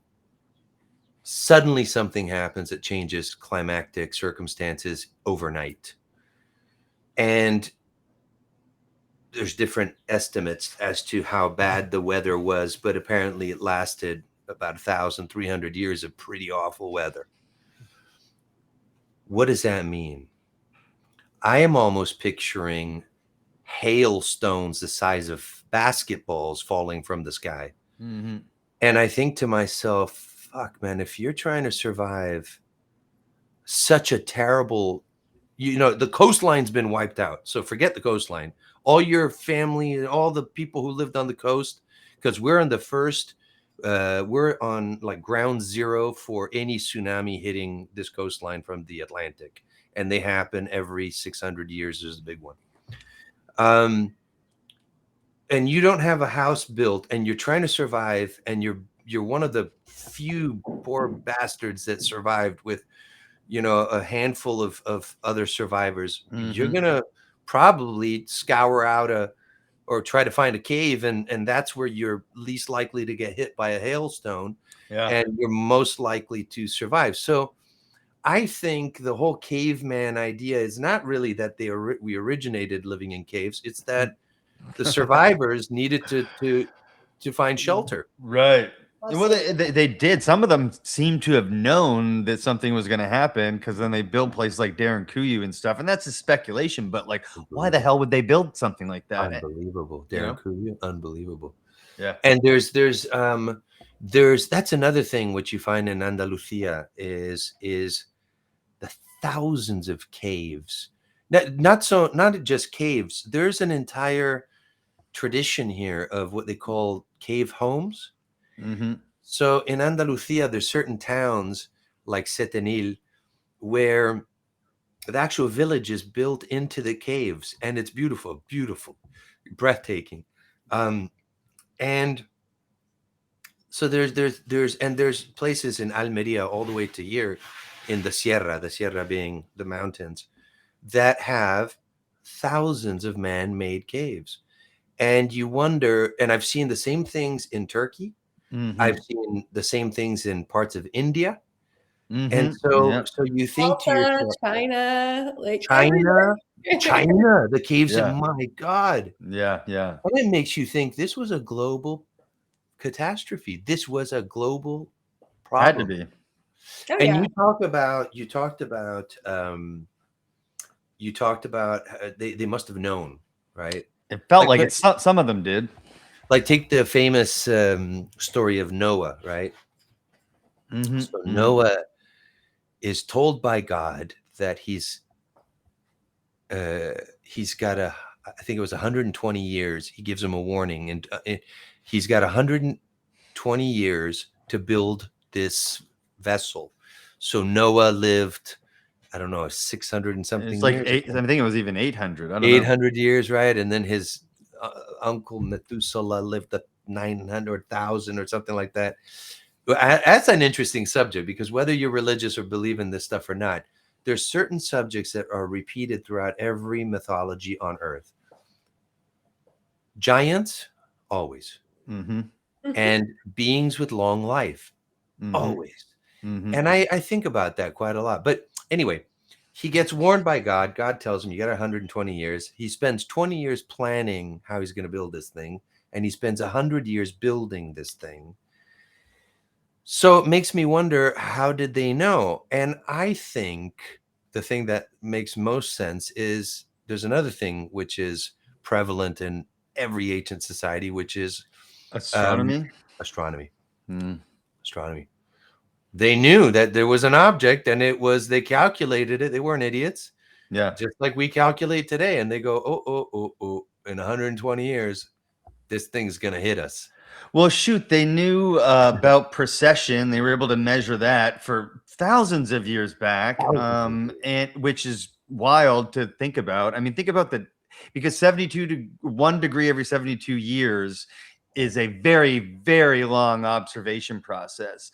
And it's very precise. Thousands of years to observe. Correct. And think about the mystery school or whatever, the initiates, the young guys get taught how to do it, and then they pass it down basically around the time they die, right? Around 70 years old, they pass it on to another guy. And we're only moving 1 degree every lifetime, right? Every single lifetime. That's part of the issue that we face as humans, is that we really don't live that long. And I sometimes wonder, because you know, there's always these cycles. There's always these, and in the entire world, there's cycles that happen quickly, cycles that take time. There's you know, the life cycle of a bug, and then the life cycle of a human, and then the cycle of how long it takes a planet to orbit around its sun, and yada yada yada. And I wonder to myself, if we lived 1,000 years, or if we lived 10,000 years, Maybe we could build a pyramid. What would we be aware of that we absolutely have no clue about right now, just simply because we don't live long enough? Yeah.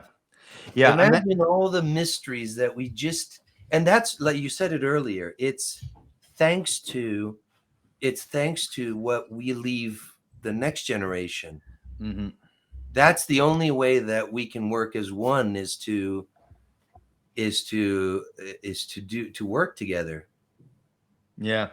Really nuts, to pass it along, right? And this is gonna sound woo-woo, but whatever. I shout out Bob. I talked to him the other day. Episode comes out soon.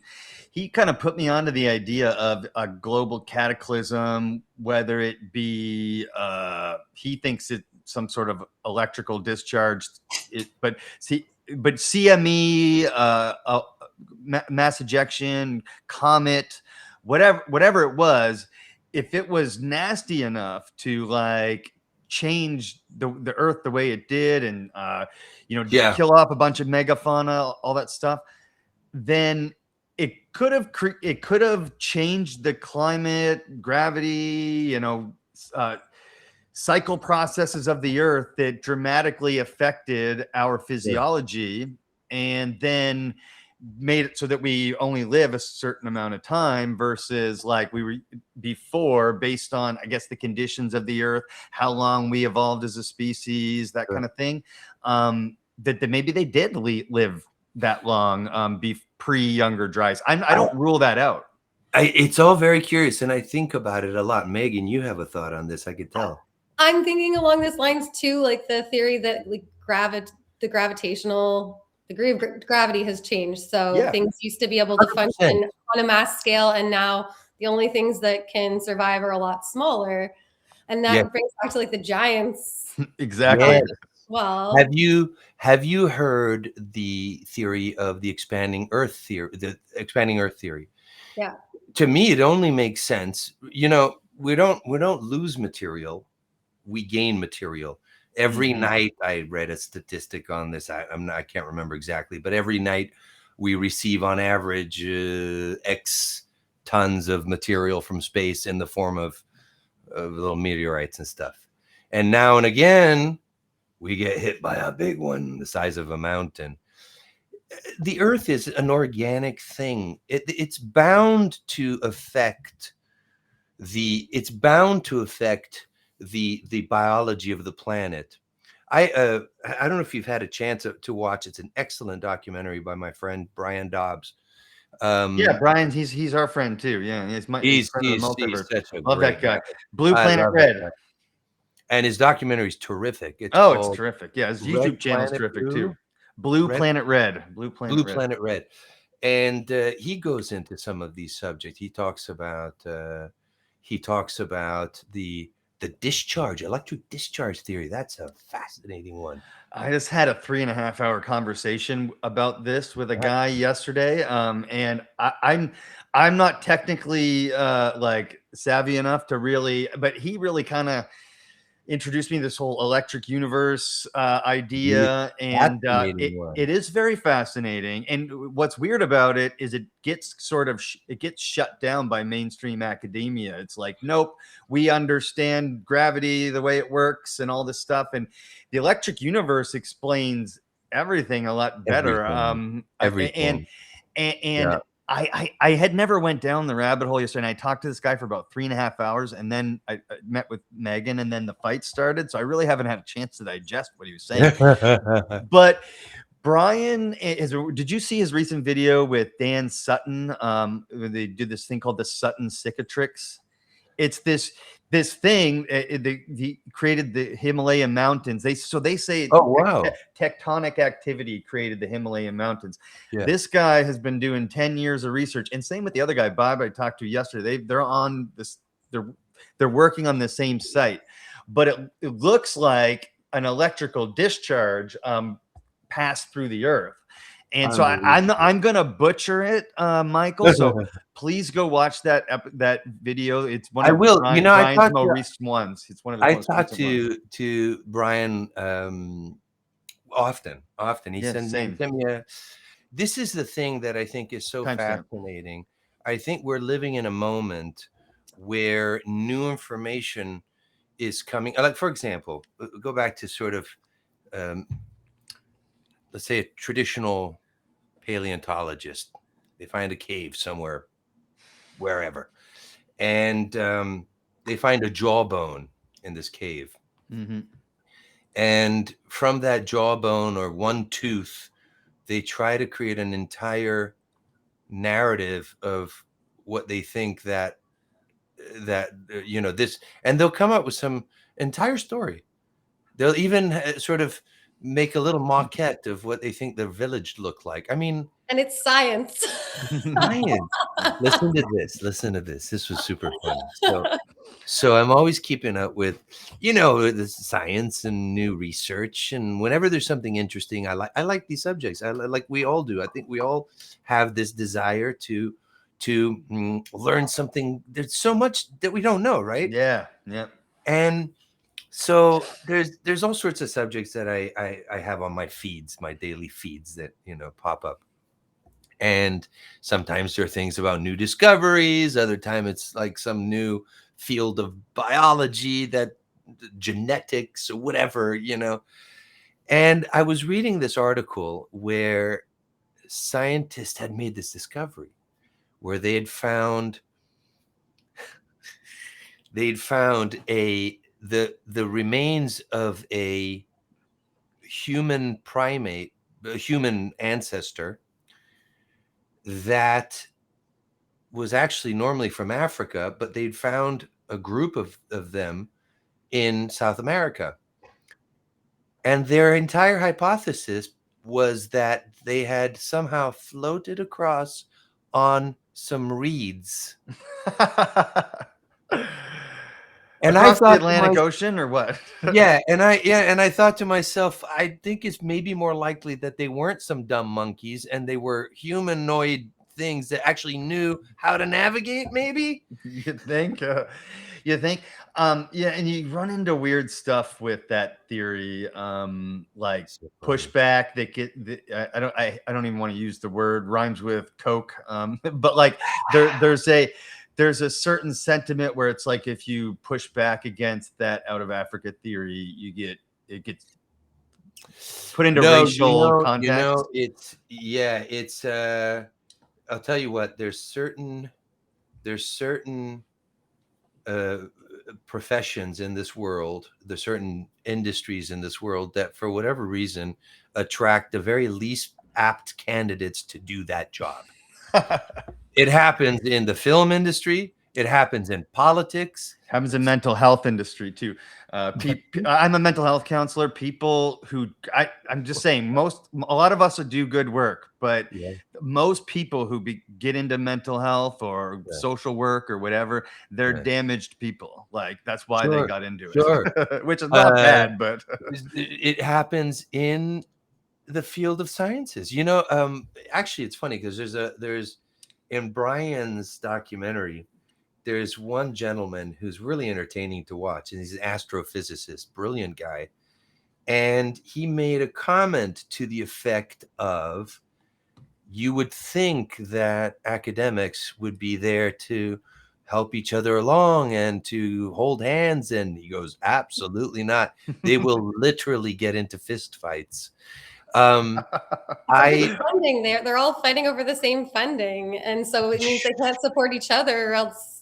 And they're all trying to be, no, my discovery is the greatest. My discovery is the greatest. This is what, I remember not long ago, I won't mention who, but looking at some of the samples of what we've been finding, which is man-made cut stones and submerged artificial ruins. And when I first started diving at this place, I wasn't sure what it was, but I sure as hell knew it was something unusual. And I'd studied the geological formations that occur along this coastline naturally. And I'd studied the difference between what we were finding and what was here. And this particular gentleman said, well, I don't know, that looks natural to me. But if I see there was this cut stone that's perfectly cut and it's part of a wall and it's got a very cut shape to it. And he said, well, and I said, you're joking. This looks natural to you? If there's one thing I've always done. I've worked in a foundry. I've done sculpting for years. So when I grew up as an artist, and that's what got me into doing special effects for movies. So I know how to work stone, and I know how to work bronze casts. I've cast dozens of bronze sculptures in my life. And he said that doesn't look, that looks natural. But he saw this other stone pop up on the slideshow, and he said, but if you show me, to me it looks natural, but if I see another one like it, I would be convinced. The next slide was another one just like it.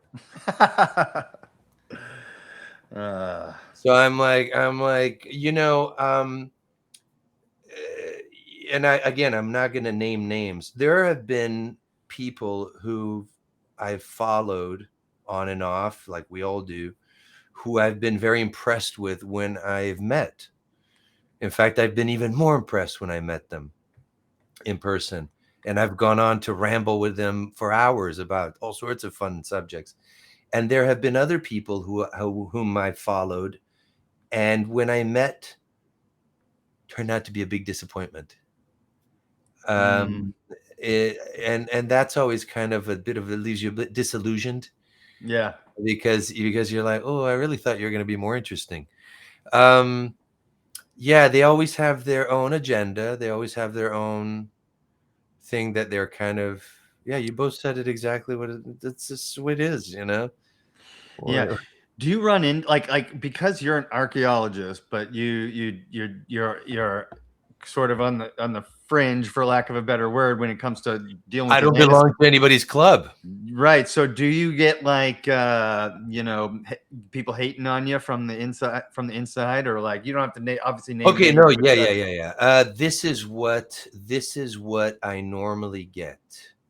I get a bunch of different things. Working archaeologists are far few in between. Is that how you say it? Far, few, and in between? Few, far. I don't know. Now I don't know. Now I forget.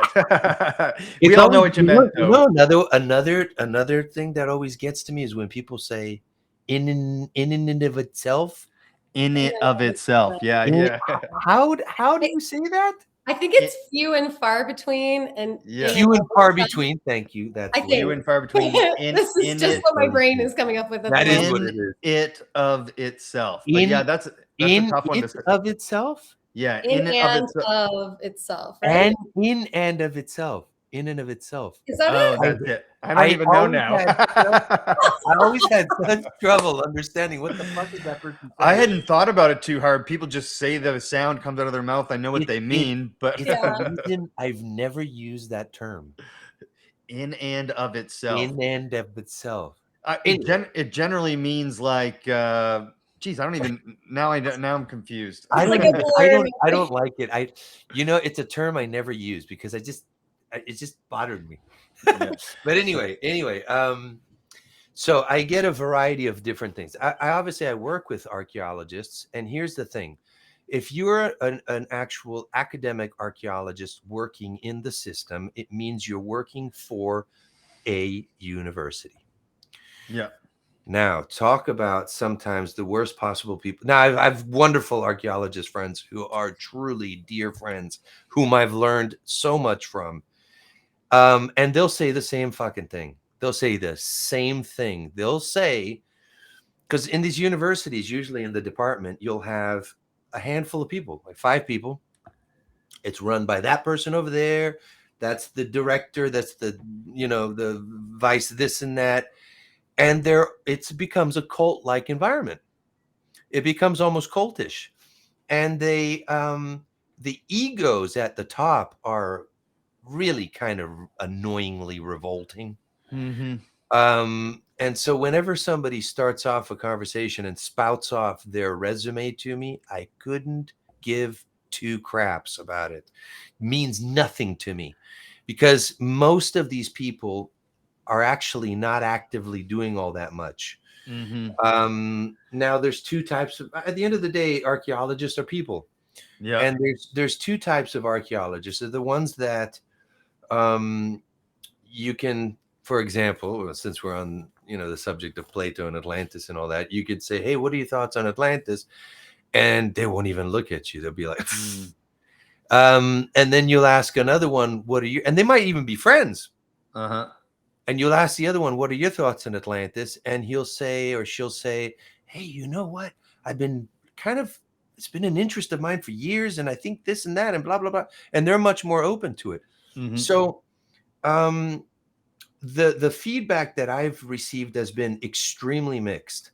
The feedback that I receive from my colleagues who work with us is usually very constructive and usually fills in a lot of the gaps, because a lot of times, quite often, archaeologists are useful for certain academic details. Yep, absolutely.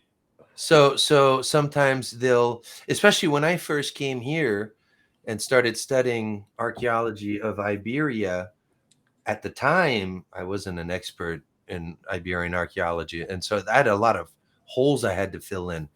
And so in that respect, it was really, really terrifically useful. But the one thing that I do love about what I personally do is that I don't have any restrictions. I got nobody telling me, no, you can't do that. If I've ever made mistakes, I generally am the kind of person that I fix those. I accept it. And I say, oh, I made a mistake. Let me point that out. But when we haven't made mistakes, I've certainly shut a lot of people up. There are a lot of egotistical people that most of the feedback I get online from people who say they're archaeologists is positive. They're excited because they're happy to see that their field of study is getting broadening and in my own way, like you guys are, we're giving excitement to something which is exciting. Actually, it really is exciting what we're doing, regardless of where you're studying, in Turkey or in Indonesia or in Egypt or in Spain or in Greece or wherever. There's nothing quite as exciting to me as the sense of discovery and adventure. But then there are this wonderful feeling. It's so wonderful. And then occasionally there's the trolls of this industry. And they're mostly on X. They're mostly on X. On X. Do you know what? My X has never blown up. Like my other platforms have gotten much more, but X has never done anything for me. You want to know why? You're not arguing with people on there. You got to. Really? Yeah, they push that to the top of the pile, and then more people see it, and yada yada yada. I have the same problem. Facebook, Instagram, doing great, and I don't even have to do much on there. I just post a couple reels a day, and that's pretty much it. And then I post like my episodes. But on X, I do the same thing, and it doesn't grow at all. I got nothing. I don't even post to X anymore. I don't know. I've got our friends from the Cosmic Summit who we're in talks with right now, Beckett. Yes, in terms of potentially them handling our social media. So I thought they already were. They're going to. They're wonderful guys. I really. They are. They're really ambitious young guys. They're super ambitious and they're good guys. Yes. And I really love talking to them and I trust them. Right now he's been busy with doing a bunch of other stuff. So we talked a couple weeks ago, but hopefully they'll have more luck with X for me, because it's really weird. Like I still, like the other day I went to a town nearby and I was just walking around and I thought, let me make some content. So I hold my camera up and I recorded. It wasn't even a very well recorded video, and I recorded maybe like 90-second segment where I'm like, hey, I'm in this town, and I got like 100,000 views in Instagram probably 2 days, and then I'll put up another video where I really put a lot of time and effort into it, and it's beautifully shot, and maybe it's the time of day, I don't know, but I get far fewer. And then I have other things that have gone up that have had a few million views. I don't know. I still haven't quite cracked the that's why I'm happy Beckett will handle this stuff, because they're really dialed into this whole thing. And let me tell you, that's going to help a lot. My friend, I'm trying to grab his book, but it's not there anymore. Alexander Czeszkiewicz, he's a Polish prodigy, wrote a book on lost ancient civilization at 17, but he legally he couldn't publish it till he was 18. He's got a big, decent following on YouTube in Polish. He's got about 60,000 K on there. Anyway, he volunteered once my team kind of dissipated. He volunteered to do my editing. And one of the things that he did was maximize settings on YouTube and tags and stuff. And then analyze the data, like of who, like what time of day was the best time to post. Yeah, dude, like a proper analysis. So Beckett and those guys will do that for you, and on clockwork. Yeah, and the right time, right time. Yeah. Because another thing I want to do is I want to. It was a bit of a shame I wasn't able to join our friend Nick Spratt, and Randall Carlson. I'd been invited to go to. I was with Nick last night for dinner. You're joking. He's in Canada. He's one. I love that guy. That's hilarious. He's a great guy. He's a sweetheart. That's funny. Sorry. He's a sweetheart. Well, if you see him again, you tell him I said hi. Give him a big hug from me. I'm going to see him today, actually. Oh yeah, well, tell him I said hi. No, it was really because the Azores comes out in our second season, and I wanted to take advantage of. They invited me to go on this trip. They did a trip a month ago, or I can't remember when it was. It was pretty recent, I think. It was recent. It was in the last couple of months, for sure. Yeah, last couple of months. And I really was planning on going, but I ran into a couple different things, including at the time my health issue wasn't fully, because I had this pulmonary embolism when I came back from North Carolina. And so I started coughing up blood. So one of the medications they have me on is actually rat poison. Like literally, but they give it to you in smaller doses. But like when a rat eats it, it causes internal hemorrhaging. But they give humans, it's a blood thinner. It's a blood thinner. Yeah. And so I couldn't really, wasn't at the end. I didn't end up going, but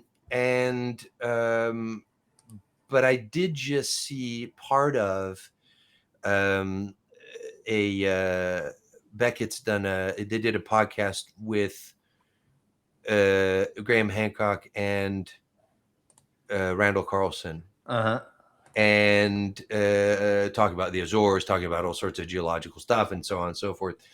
And in that discussion, what we have regarding our investigations on the Azores and their role, and what we've discovered in the archives of Medina Sidonia, nobody's done this.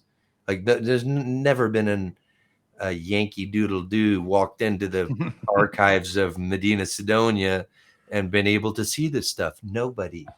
I feel extremely privileged, and it answers a lot of questions about these subjects. So are you allowed to talk about it then in season 3? Is that the plan? So season 3 expands even more. Season 3, we travel even farther throughout the Mediterranean and throughout to the Americas. Always venturing back to the capital, which Plato talks about, and our discoveries here, which are real things. We're making some remarkable discoveries. The one thing that also, the earth is this living thing. It absorbs itself, it heals, it has scars just like skin, and human-made structures doesn't take that long for the earth to reabsorb them and make them somewhat disappear, and we recycle stuff and yada yada yada. And one of the reasons why Egypt still managed to save a lot of their archaeological features, like the pyramids. First of all, because the pyramids are so fucking huge. And second, so it's pretty hard to get rid of them. And the second reason is that it's to some extent protected. It's in the corner end of the Mediterranean. On our end, it's very different. And there's only 2 entrance and exits to and from the Mediterranean. Here, the Straits of Gibraltar, and in the Nile Delta, now we have the Suez Canal, right, which was man-made. But in antiquity, the ancient Egyptians would build canals to connect to the Red Sea from the Nile, so they were able to also go in and out from there. There was a trade to the east from there. So essentially, if you controlled the Nile Delta and you controlled the Straits of Gibraltar, Heracles, you were like the superpower rich fucking dude of the world and dudette of the world. Like, that's why they would call them gods and goddesses. They probably weren't gods and goddesses. They were just so darn wealthy. They were like when they talk about Athena and Zeus and Poseidon, and they were all like, the way I look at it, the most powerful, rich families ever.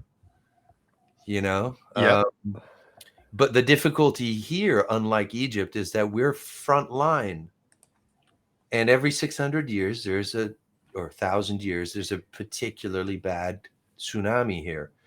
There was an interesting story in 1755, which is relatively recent if you think about it. There was a famous earthquake in Lisbon. So the border of Portugal is only a 2-hour drive from my house, and this tremendous earthquake kills, I think, about 60,000 people in Lisbon, and it causes a sequence of tsunamis that wrap their way around the coast and smash their way into here, Chipiona, where I live, in San Luca. Wow. And 1755, not that long ago, they already had newspapers, right?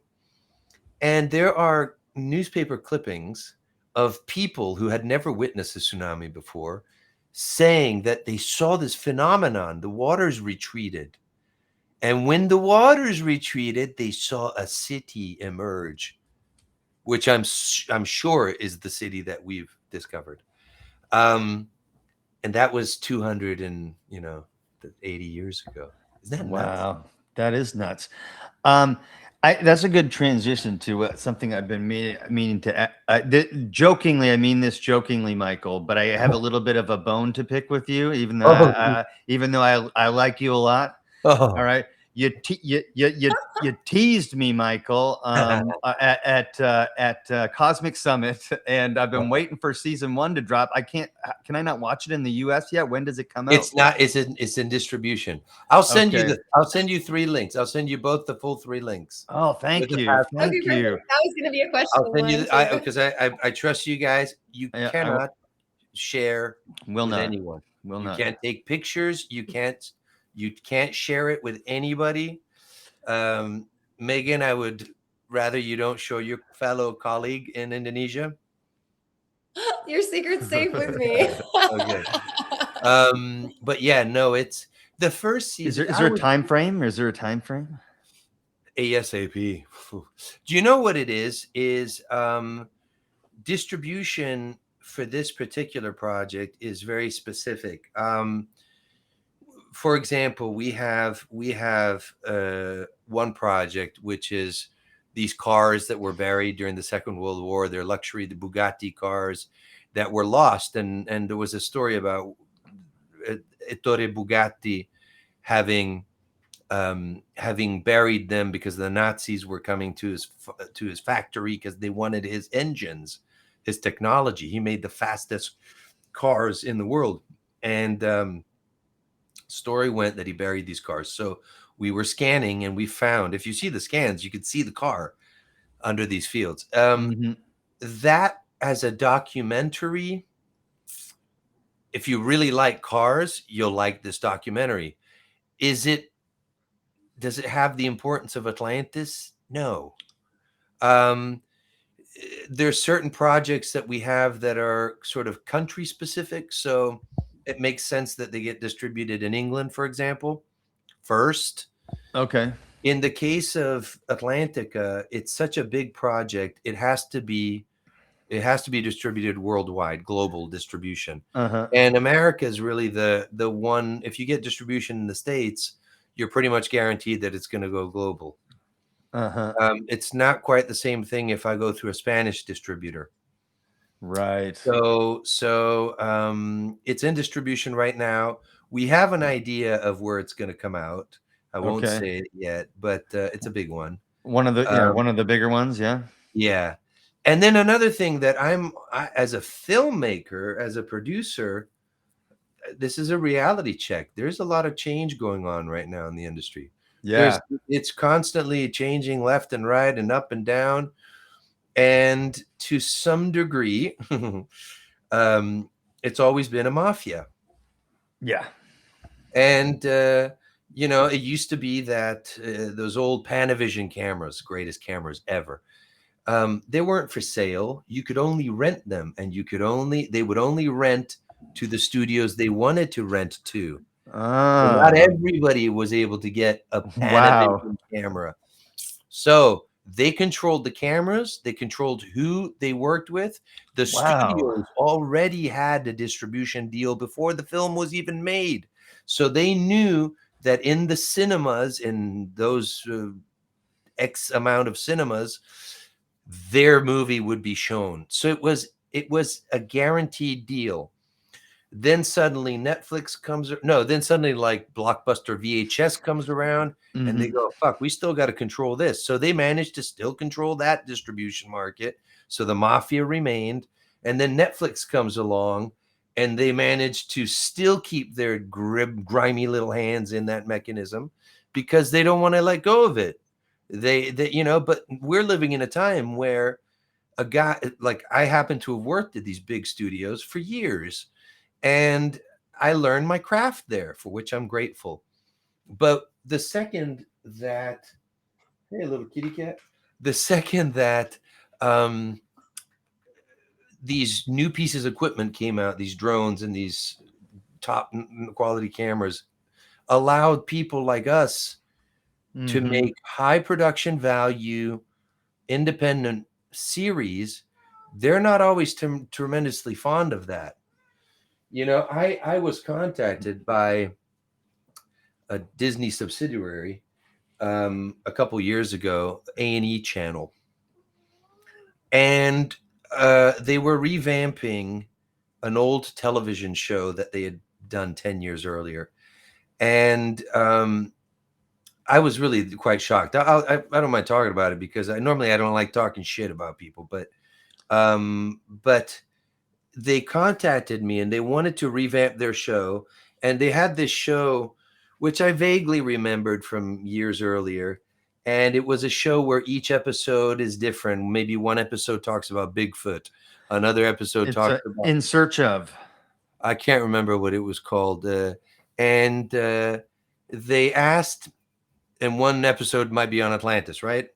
And they wanted to use a few minutes of my footage, 3 minutes, to mix in with other theories of other people's theories of Atlantis, which I'm sorry, but we already know are inaccurate.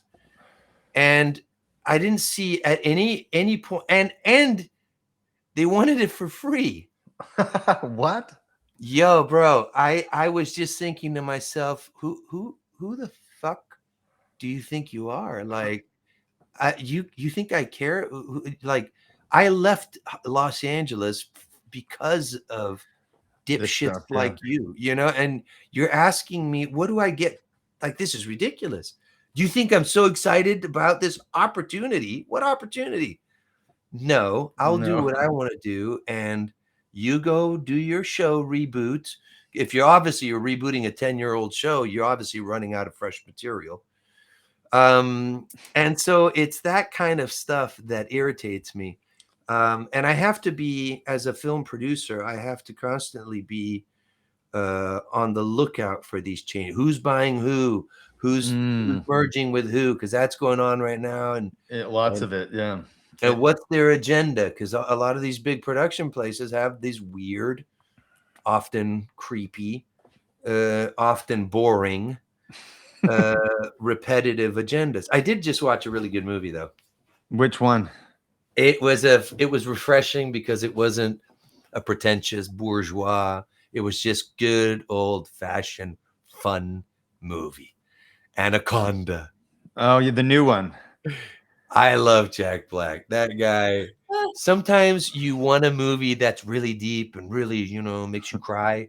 And other times you just want to watch a fun, make you feel fun, happy, I know what you mean about the agenda-based formulaic stuff that they come out with now. They're checking all these boxes. Formulaic. Yeah, and it's another example I'll give you. I was recently contacted, and it's actually kind of funny. I won't name names. The same person from that TV show that I just mentioned to you, I had shown her, this producer, a snippet from our first season.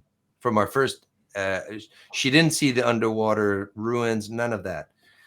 I showed her the first episode, and because I kind of wanted some feedback. Actually, I was using her for feedback. Sure. And so she very nicely wrote back a big list of between 1 minute and so and 2 minutes and this. I like this, but I would change that. Between this and that, I would do, So her feedback was very, very, very detailed. And then she wrote, it was at that point where she had said, we want your footage free, gratis. And she said to me, I would look at and she writes me a list of a couple different television shows. I won't name which ones out of politeness. And she said, I would kind of copy this format if I were you. And there were two shows that are exactly what I don't want to do. Yeah. They're exactly the format. There's this guy dressed like Indiana Jones. Like, why does every fucking archaeology show, why does the guy have to dress like Indiana Jones? Like, come on, man.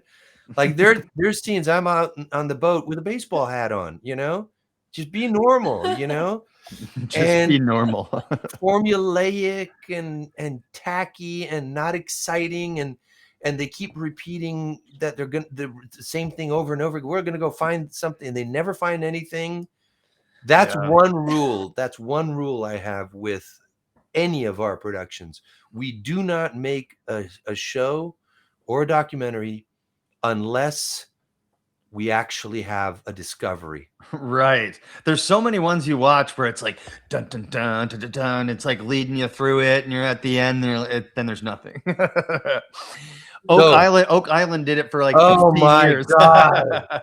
Dude, that show drove. I watched barely any of it. I couldn't. I've seen a couple of them, but it was the most absurd. And the funny thing about it is they got financing. They managed. Oh yeah. The show ran for like 15 years, I think. Bro, like, yeah, come on. It's like watching somebody take an endless turd. Like, come on, poop already, will you? It's but here's the thing. Going back to this this show that she had sent and suggested that I should copy that format. And I said to her, look, I'll be honest with you, this is exactly what we're not trying to do. So recently I was contacted by a company in LA, and me being the nice, overly trustworthy, but certainly not dumb. And I come from LA. I know these people. I've worked with some real scumbags in my and some really great people as well. But I get a call from the end. They're like, hey, and I showed them they wanted to come out and film. And it turns out that it was the same show that I had not criticized, but it was the same show that 2 years earlier, the other producer had said to me, you should copy the format of this show more. Wow. And they had contacted me, and I remember, I didn't tell them the story I just told you. They have no idea. They contacted me, and I remember before the conversation thinking to myself, Michael, be nice. Be nice. Don't be an asshole. Be nice. And I had a phone conversation with a video conference call with them. They were very LA fake, but they were nice, and I was like, oh yeah, okay. And I said, look, makes no sense strategically for me to do any collaboration before my own show has been aired. However, we could talk about the potential of doing a collaboration after my show airs. If you guys want to do an episode where you send your host out here in his Indiana Jones kit, and if you want to send him out here, I'd be happy to film a segment with him. Maybe I'll take him to one of our locations or two. We'll go out on the boat, whatever. And then you can do your own. I could see that working. Yeah. And they go, oh, that's interesting. I see her writing the notes down, and I'm all about, there's one thing like courtesy, have the common courtesy of, and at one point they didn't get back to me, and I started to get a little bit uncomfortable because I know how unscrupulous these studios can be, and just ripping you off and taking an idea. And I've gone way too fucking far, way too long. And I've got a really good team on my hands. And I said, listen, and I wrote him a message. I said, look, I'm sure that you mean well and everything, but having not heard from you, I am always a bit vigilant of scammers. Okay. So if you don't mind, this week, my producer, Colin, and my lawyer, Martin, they're in LA. They're just going to swing by and have a nice talk with you and make sure that you guys actually are legit. And they immediately wrote back. Immediately. And they said, no, we're not a scam. We really, but we've decided that we're not going to do the show. And I'm like, great. That's all it took.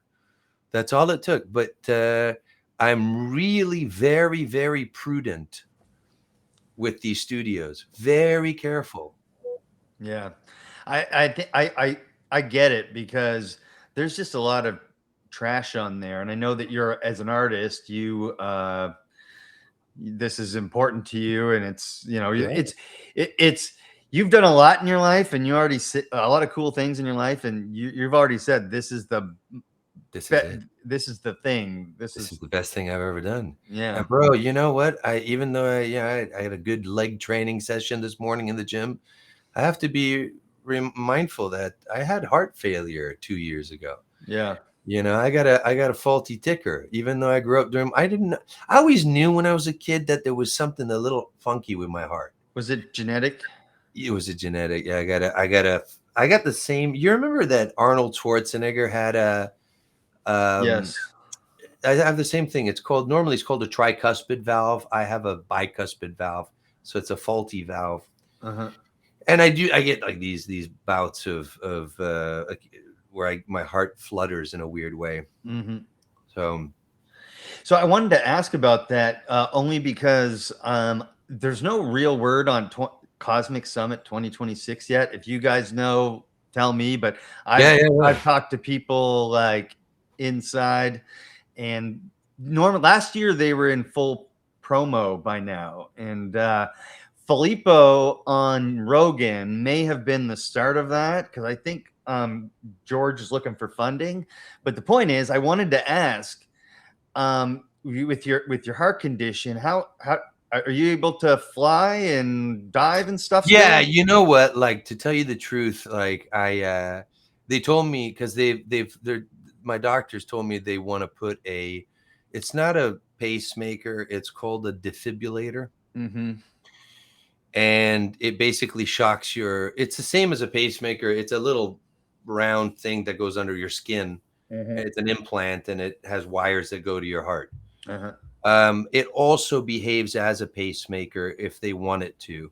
But basically, if my heart stops just randomly, it'll shock me. And then it sends a text message to the hospital. Oh, that's cool. But the second I get that implanted, I can't dive. So I've been diving my whole life, dude. It's like telling a chef you got to cut his tongue out. So I purposely haven't had that implanted so far yet. Okay. What about the Can flying? I travel? Can I travel? Yeah, I'm not, bro. Hasn't traveling started to suck lately? Like, remember 10 years ago, it used to be fun. Yeah, it's different now. Everything's expensive everywhere you go, typically, and like airports are just scowl on their face at the airport, and yeah. there's always some. I just wanted to know if we do a Cosmic Summit 2026, are we going to see a Michael Donnellan appearance? Yeah, if they invite me, I'll be really happy to go. I really enjoyed it. And I certainly have a hell of a lot of new material that for season 2 that I think by that time season 1 will already come out, and so it'll be more of a talking point for the general public. I get that question all the time, and it drives me nuts because I know people. I get that. That's the question I get the most. When's it coming out? Where can I see it? When's it coming out? Where, I'm it's once it does air, we'll have our second season and third season locked in terms of who we distribute with. Nice. And they're already in production, both of them, right? Or 2's finished? 2's almost finished. Okay. 2 I could finish it in 3 months. Okay. In 3 months. And then season 3 is partially filmed, probably about 40%. If you wouldn't mind giving us sort of a brief outline of what 2 and 3, what you're looking to do for in the future with this stuff. Season 2 expands. The 4th episode expands on this area, so we stick to this area. We show more scans. We show more detail. We also include, we include certain new interviews with people who might be not skeptical, because everybody who sees what we're doing on the ground personally has been pretty fucking impressed, coming from all walks of life. But I also wanted to include some devil's advocate interviews, so I have some really good shots of with some geologists and some analytical analysis that we've done of the stonework and some of our discoveries and whatnot. Then we expand. We talk about the caves. We talk about the Dolmen megalithic connection. We talk about the largest prehistoric settlement in the world, which is here, which is 13-hectare city that used to be on the border of this ancient inland sea that Plato spoke about. And this settlement's about an hour from my house, an hour drive. How old is it? Fucking nuts. They estimate that it was sort of meeting its end about 6,500 years ago. What? Yeah, but it's much older. And here's the craziest thing. This is crazy. This is like when you go into now I've heard this story twice. I heard this story from one of my archaeologists here who did her thesis in Italy. And she told me personally that she had been on an excavation in Sardinia, in Italy, where they had uncovered a tomb with 5 skeletons of a family, I suppose. And those 5 skeletons all measured 2 meters 50. So that's like 10 feet tall or something. Yeah, like ginormous, like super tall, right? Hey Siri, how many feet is 2 meters 50? 2 meters is 56 feet. What? 6? No. 2 meters. 2 meters. like I'm 197, so I'm 6'5", and this would have been this much taller than I am. and they all had 6 fingers and toes. What? Right? So check this out. So later on, I go to this other place here called Valencina de la Concepción, which is this prehistoric city, and which has these dolmen, and it's unbelievable, really an incredible sight. And I'm in the museum. So this is the archaeologist at the museum telling me this. She says, and in this one tomb, we found the skeletons of giant people with 6 fingers and 6 toes. Wow. This is not fringe theory. That's an archaeologist telling me that in the museum. Where are they holding this? Are they not letting people see it? This is in Sevilla, in the province of Sevilla, the town of Sevilla. Have you guys ever been here? No, but I'm coming to visit you with bringing my wife. You guys will love it. Is so. I've already made up my mind. And Seville is. I'm not. Have you been there, Megan? I've been to Spain, but not that area. It's a wonderful country. It's such a wonderful country. Yeah. It's beautiful people there. I was in France beforehand and had like kind of a terrible time, and then went to Spain, and everyone was so lovely. Amazing. Night and day. It is night and day. But one thing I want to say about France, particularly Paris, is that it is a freaking incredible city. The architecture there is insane. It's totally insane. There. Oh, were you? I was born in Paris, and then we moved right to Italy. So I grew up in Italy, but I was actually born in Paris. Cool. See, we went to the UK, and then we went to Scotland, and my wife really wanted to take a train to Paris, and I was like, it's going to be expensive. We're going a couple extra day trip, but I was like, okay, screw it, we'll go. I actually had a really great time. The food there is amazing.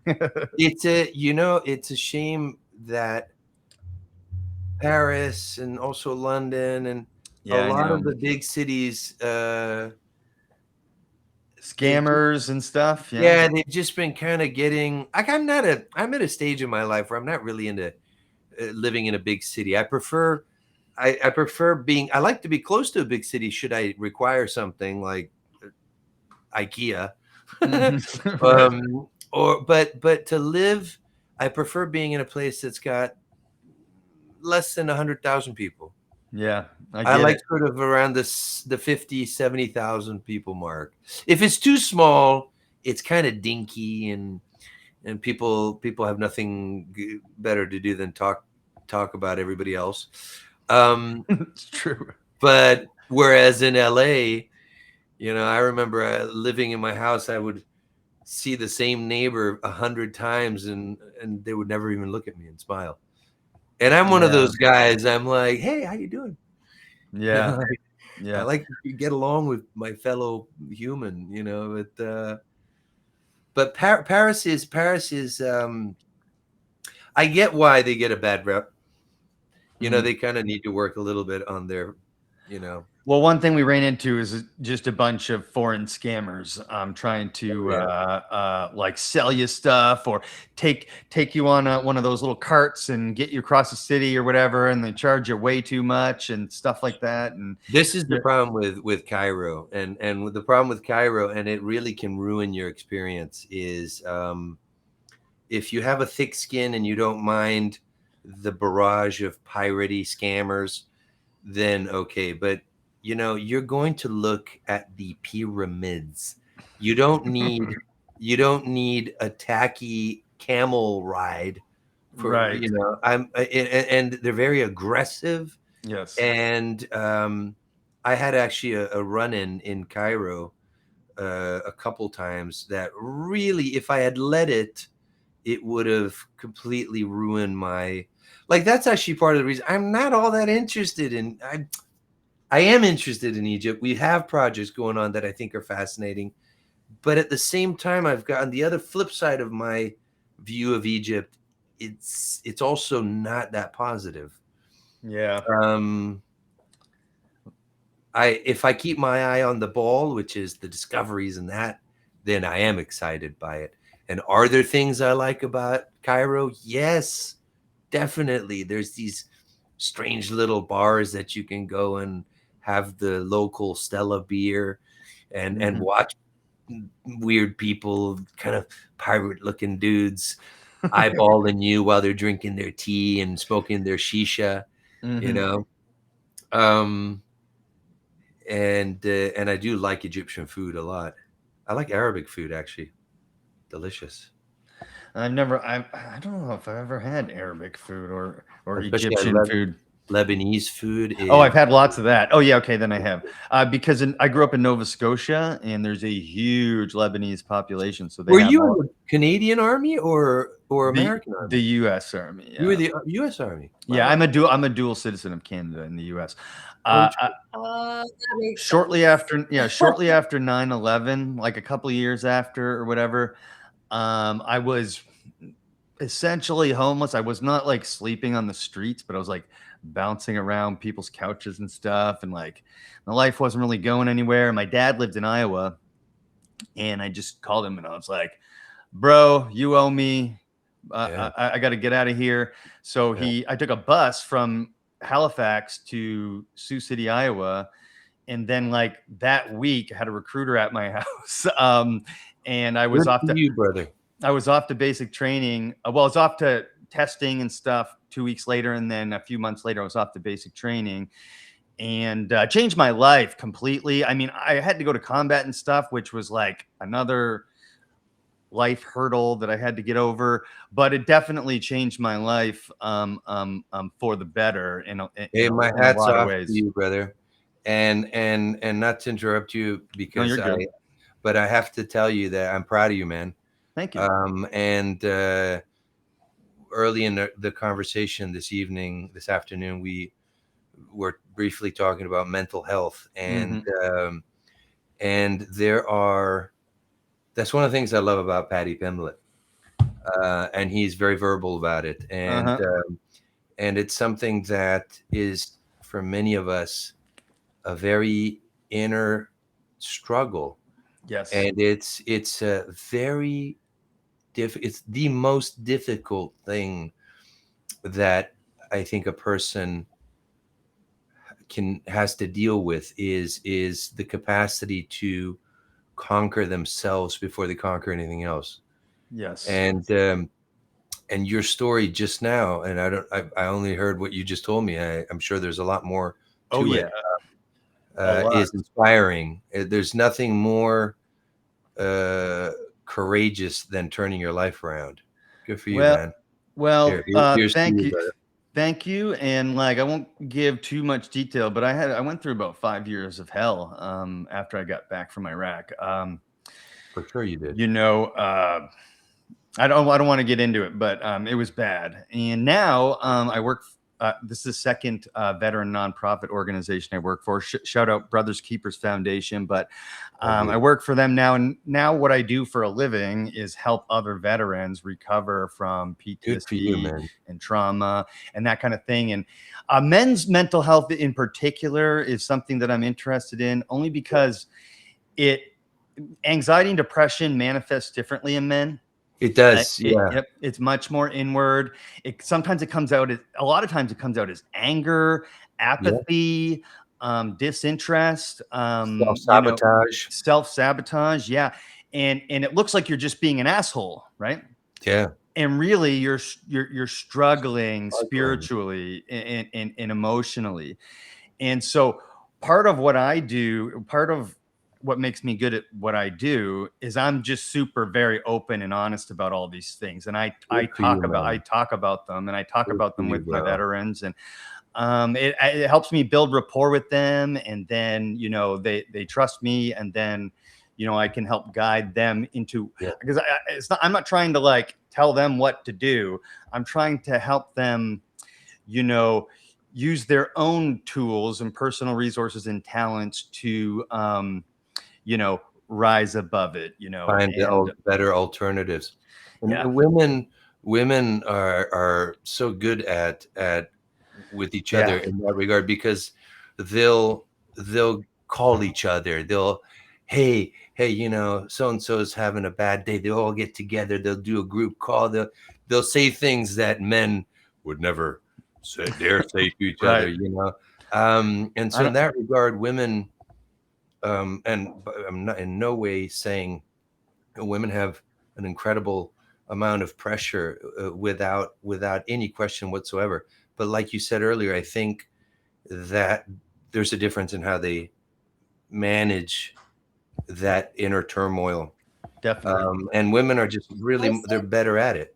Women are better at it. Just historically, like it's been more accepted for women to seek that type of help and more encouraged. And I think it's only recently that men aren't ridiculed or judged for seeking mental health support. And that's a big shift. Stop being such a this and that, you know? Yeah, I get Put I, your shit together. I get that with my clients where they're very resistant, right? They're there because their wife made them go, or they got legally told to go, or whatever. And I found the way to you know, establish trust, develop rapport.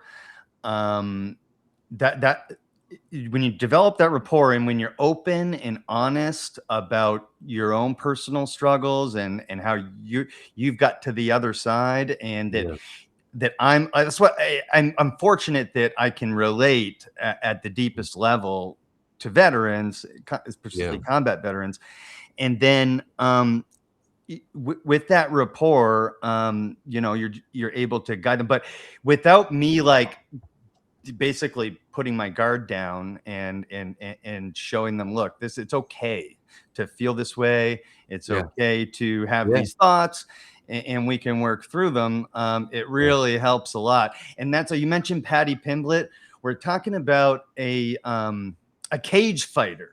Okay. A cage fighter. Who are supposed to be the baddest of the baddest. Yes, sir. And after every single fight, he mentions men's mental health, and he mentions making sure talking to people and don't keep it inside and all that stuff. And I think it's super important. Not that women's mental health isn't important either, but massively important. Like Megan said, it's only been very recent that it's been, you know, socially acceptable. Think about like these guys that came back from World War II, or the guys after that in Vietnam and stuff. They were supposed to just come home and be fine, and they weren't. So they kept it all inside. You know, like you hear all these stories. Yeah, my grandfather, the World War II vet, he hardly said anything. He hardly showed any emotion. You know, you hear all these stories. It's so crazy that you're saying this. My uncle, my father's older brother.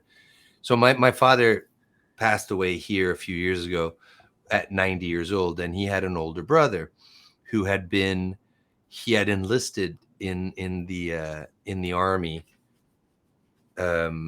And he was actually 17. I think he lied to get in, and they put him in as a medic. And he went in. He was somewhere on a Philippine island, and my dad, and he had actually brought back a couple. He had pulled off a dead Japanese soldier. He had pulled off a sword. Wow. And he had said to my father, would always say to me, you know, Uncle Chuck never spoke about it. Never spoke his whole life. We would sit at day. He would never spoke about it. When he came back, he said he had turned to drinking quite a lot, but he became sort of just a quiet, kept to himself a lot. And I think this is if you know, I think in recent years with social media and the sad reality that, you know, I've had friends that have popped themselves off, you know, and I've had my moments where I haven't, you know, and you know, we were talking about this earlier on. It's not easy, but it is possible. It's very much possible to program yourself. It's a lot easier said than done, but it can be done. To remember that thoughts are magnetic, and bad thoughts are just as magnetic as good thoughts. It's just that for some reason, bad thoughts seem to consume a person more. And if you're situation is such a struggle. It's very difficult often to find any light at the end of that tunnel. And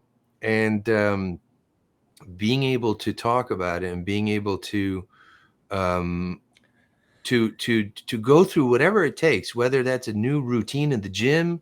Some people that never helps. worked out before, you know, and that'll help. Just, I get it why you get these guys that have gone through a rough time, and they're in the gym every time I'm there. I could go at 2 p.m. and they're there. That was me. And they're there, and they're like, okay, because that's your thing. Like, if they're not in there, they'd probably jump off a fucking cliff. So that's what I did. I did it to the extreme, though. That's the thing. So then I had to go through it again, because what I did was I replaced alcohol and other stuff, women and things like that, with the gym, right? Yeah. And then things took off in my life. I got a really great job, finished grad school. Things were going fantastic. I went to USC. Things were going fantastic. But I was lifting like 12 days in a row. I was running. You have USC, University of Southern California? Yes, sir. Yes, sir. No fucking way. I almost went to USC. Yeah, it was fun. It was a fun time. I went there at age like 29 or 30. So I had a totally different experience than if you were to go there like at 18. What did you study there? Social work. Yeah. No kidding. Yeah. With the goal of working with veterans. So. Yeah. Megan, what did you study? I've lived many lives in my short lifetime so far, but I actually studied graphic design. No funny kidding. Enough. Yeah. Are you an Illustrator person, Photoshop person? Illustrator. Good for you. Good for you. I wanted to say one thing to touch on. You're talking about like these toxic thoughts, and when you put them towards the positive, it brings that. One really big thing for me this past year has been the concept that you really do get to choose your own thoughts, and you really do get to, to a degree, choose your own emotions. Yes, and it's not until you start being conscious of the thoughts that you're letting in that you realize how much of your mental capacity and your energy, these like spiraling, senseless things that you can't do anything about, take up space. And when you start consciously choosing not to and consciously choosing to let in like what's for me next that I want to get to, it's groundbreakingly changing, and it is a practice. Yeah, it's a like when you first start, you're like nope, we're not going there. What you nailed it. That's exactly. And you know, it's a sneaky business, you know, because everything might be going great, and then suddenly, for whatever reason, within a week or two, you're back at some negative spiral for whatever reason it is. You know, when I think about what we're doing here, and I go, Michael, dude, you're doing something so cool. Like, why are you wasting time thinking about stupid shit, you know? Like, it's you said it perfectly, Megan. It's a practice. Is that what you said? Practice. It takes practice. It's not easy, huh? But then when you know, it's funny. It's like you find this. It's almost like you go back into your head and you actually find the location of a switch, and you change that chip, and you go, fuck, I can actually do this. Yep. You can feel a physiological change when you do, right? Like you'll literally when you change your thought content, you'll have a autonomic sigh of relief, and your tension will reduce, and you can feel it if you're paying attention.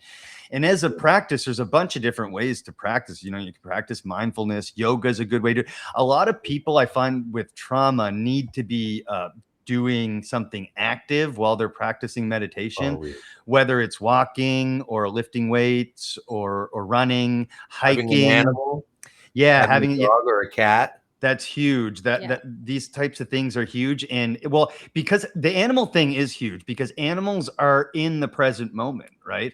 So your dog is just like, hey, I'm here, pet me, right? It's not like, and then that can literally bring you into the present moment. And that's what it's about, right? Because our minds have the ability to be in the present moment and in the future and in the past. And the future and the past stuff, like, we tend to focus on the negative, and there's a shift you can make to focus on the positive, obviously. Yeah. But in the present moment, for most people, 99% of the time, everything's fine, you know, for the most part. Like you said, like Michael, you're sitting there, you're frustrated about something, you know, with the distribution process or whatever, and you're letting the thoughts, you know, take over. But then you realize, look where I live. Look what I'm doing. Look at the cool people in my life. You know what I mean? It's that constant, because there's this sort of like, there's on the one hand, there's so many different types of personality. There's the what do they call them? The psychopath, who it somehow lacks any empathy whatsoever. And I don't even know. And then there's the opposite, the empath, who's so sensitive and absorbing. Absorbing everyone's energy around you. And any little thing. And I'm I don't like the word envy, because I there's many things I've been, but I've never been an envious person. Admiration is the nice part of the nice flip side to it. So if you have a friend who's really good at something or has achieved something, that admiration, that's a good thing. Like I love watching friends succeed, especially if they're good people. Envy, but in this case, I say I envy people who have this almost innate capacity to just glide through life. I have friends like that too. I do too. Yeah, that nothing really bothers them. Yeah. Of course, they're human, so of course they do. But some stuff bothers them, but they don't go to extremes. And I do think that there's a nature versus nurture thing going on here. So some of that's innate, and then some of it's developed through your attachment with your parents and through like how you were treated. And most of that nurture part is developed between the ages of 0 and 5. They say that your attachment and how you form relationships all develops before you're 5. However, that's right. Yeah, I heard about that. And also like your core personality is formed very early on. Very early on. You're in a hypnotic state at that stage, and it's just we're being wired by your surroundings. So what you see is your wiring in that your state. brain is in it's in its most extreme form of neuroplasticity. And so if you're like crying and then your mom's like, oh, everything's going to be fine. Or if you're crying and then your dad's like, God damn it, son of a bitch. Get up and take another punch to the head. Right. Yeah. Then that wires your brain and how you deal with relationships and manage your thoughts and how you cope and all that stuff. But it's not like when I say that's developed in 0 to 5, I don't mean that anyone is like doomed. Because there are things you can do to heal from that and change. Mindfulness is one of them. And mindfulness and meditation, spirituality, spending time in nature, getting sunlight, talking to a mental health professional that you have a good rapport with. That's the number one thing. So like if you ever go to a mental health professional and you're like, I'm not really feeling this, then you shouldn't keep going to that one, right? You need to find one that, you know, you connect with and you have a rapport with. That's huge. And this is something that like I believe in wholeheartedly. And I use myself. It helps with like my recovery from like my back and my hip. It helps with my mental health. But psilocybin, man. Psilocybin. Psilocybin builds new neural pathways and or clears out old ones, like old good ones that now have grown over with weeds and stuff like that. And you can feel it. You can like, so for example, like I'm working on, like in my rehab, I'm working on like, opening up and rotating my spine and getting proper movement through there. And it's all an ability I had lost because I had surgery and I was like on my ass for a year, and like I had pinched nerve and my feet didn't work and all kinds of stuff. And so I'm quite literally, you wouldn't know to see me, but when you guys saw me at Cosmic Summit, my right foot was numb the whole time. Every second I was sitting in a chair was painful. I was in rough shape. That was the first time I'd went anywhere, like really in like 3 years, because I had such a terrible time. This was leading up to the end of the story I was telling earlier. Because I was replacing substance and stuff with training, I overtrained into my 40s and ended up like basically almost, like I'd say I was about 10% paralyzed, and I'm not kidding. And so I had to redo it. Like, so I spent, that started in 2021, I think, and I'm still working through it now. But the thing is all of the, medical things that I tried to do, injections, physical therapy that's just really basic and stuff, none of that helped at all. What helped was inner exploration of myself. So paying very close attention to, what's moving right and what isn't, what like what's happening in my body, like at certain times, how I move through. So I started doing Tai Chi, and Tai Chi is basically the exact opposite of all the exercise I used to do, right? Everything is slow and deliberate. And when I first started doing it, I was like, oh, this is ridiculous, right? but I made a commitment to do it for 30 days. And after about 15 days, I started noticing like, that felt different. That felt different. Weird. And then I was like, I messed around with the what's it called? Microdosing psilocybin the year before, but I decided to try it again. And it enhances that feeling of connectedness with your brain and your body. And then you can, visibly is the wrong word, but you can see the new neural pathways being built as you're going through these movements, as you're doing breathing exercises. And I wanted to say that too. Breathing exercises are huge, massive. Learning how to breathe, learning how to use your diaphragm to breathe.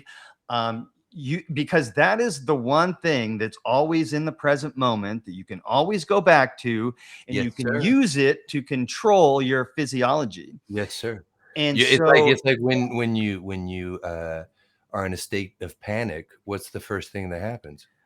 You're breathing erratically. Exactly. And in a mindful state, when you're practicing mindfulness in some way, you can catch yourself. You can feel that build up. You can see the thoughts, and then you can like correct course. And the power's all within us. That's the thing, is I was reaching out for like 2 years. I went to Colombia and spent like $25,000 on stem cell injections. That's how far I went. Wow. And did it work? It helped a little. So I for about 6 months, I felt better enough to do like more physical therapy, walk around more, that kind of thing. But for a while, my stop sign is like, I don't know, a football field away at max. And for a while, I could barely walk to that. And so it's one of those things where like I am in in the process of rewiring my central nervous system through psilocybin, through breathing exercises, through Tai Chi. And I stopped completely lifting weights, running, anything at all. The only thing I really do is I got these rings in my backyard that hang from a tree. Oh, yeah. And I hang on those. Oh, yeah. And that really helps because stretches you out. It stretches my shoulders. It stretches my lower back. It's good for my core. Sometimes I'll do a few pull-ups just because it's my favorite exercise, but I don't. I used to do like literally at least 10 pull-ups a day. And now I don't do it at all. Someday I'll get back to a place where I can do like where I can work out or play basketball, but in a much more mindful way, like in a way where we're not kids anymore. Yes, exactly. Yeah. Exactly. We've gotta, it's, you know, when it comes to like the weightlifting, I enjoy it because it's something that but it's one of many different things. I wish I could still run around and play tennis, but you know, actually when I was a kid, I played a lot of basketball, and you talk about your shoulder injury. The first time I sprained my ankle was the beginning of many, many more. Mm-hmm. And so I would just go out and my ankles would just go over. And finally I'm like, dude, this is ridiculous. So with me, psilocybin, I've tried it a few times. It's incredibly powerful. DMT. I never tried it. Oh, yeah. And even though now I can't really smoke because of my heart condition, for me, one thing that really, really, really, really, really helped me was smoking a good sativa throughout the day. Bro, talk about what you said earlier. Just and really specific sativas, like a Blue Dream or something really cerebral. It has all these effects. You know, the first thing is talking about those negative thoughts we were talking about earlier. It's right away. It lets you just put that in a corner. Well, you notice them. You can all of a sudden you're like, hey. You notice them and you're like, hey, what are you doing? Get that out of here. Yeah. You're feeling more euphoric, which people hardly talk about. That's a great thing. You know, if it's not heroin. Yeah. Or if it doesn't impair your ability to like do stuff, you know? Yeah. I would work for hours. Be like this, you know, like editing. And, it would make me very acutely aware of any pains that I had in my body. Oh, yeah. So, for example, I would always trip out because people say like, oh, marijuana, like people use it for pain. But I would notice that when I would smoke it, it would make me vastly more acute of. But then I realized, actually, that's a really good thing because it is.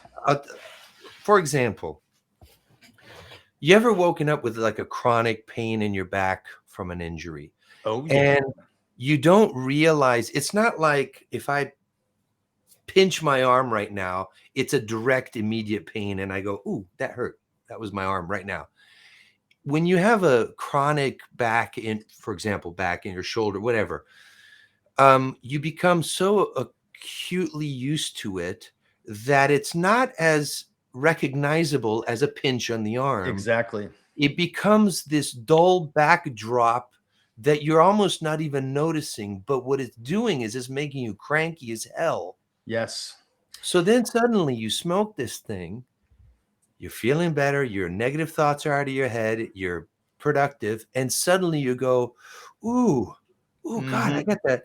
And you get taken aspirin or whatever you need to take. Or suddenly you've addressed the problem. Yeah. So psilocybin, what you just described, is very similar to that feeling of being so much more connected with your physical nature and to be able to address issues and take care of each one by one. It's true. And we talked about a lot of fucking things. We did. We're at 3 hours and 35 minutes, which might be the multiverse record. Yeah, baby. But I like talking about a bunch of things. That's what my show's about. I don't like, for example, like you know, you're archaeologist, but you're also an interesting person in a bunch of other ways, and that's really what I try to do. This has been great fun. I could talk and listen for hours. Same. This is like the cool thing about this. Like take Joe Rogan, for example. He challenges all sorts of subjects, and they're all interesting.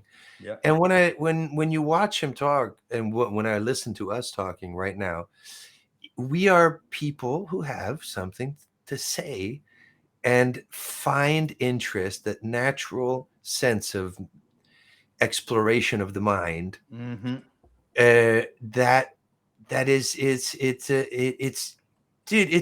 It's kind of like why I got into documentaries. I came from feature films, and I kind of got tired of the whole feature film and the whole rabble and all that. But when I started to really get into documentaries, I was like, fuck, man, there's documentaries on everything.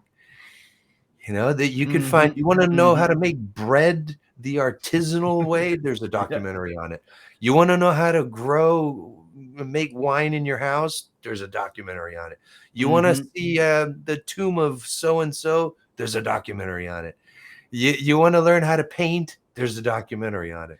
It's aliens, UFOs. It's like it's I don't see an end to that. But when you see Hollywood running out of material and repeating, oh my gosh, it's the worst. That I don't see that happening with documentaries. No, I remember having this thought, like when I was like 7, and I literally remember asking my mom, and I'd be like, "What if they ever run out of ideas for like movies and shows?" And my mom was like, "Nah, they'll never run out of ideas." Here we are. Welcome to 2026, everybody. Yeah, the Star Search reboot just dropped on Netflix, you know. They're just getting they're digging without finding any gold. Yeah, and they're repeating, and they're making stuff not as good as it was the first time too, which is like they're making plain out fucking rubbish. You know, and there's nothing like, you know, I find myself skipping through, which, you know, I won't say the platform in case it's the platform that ends buying.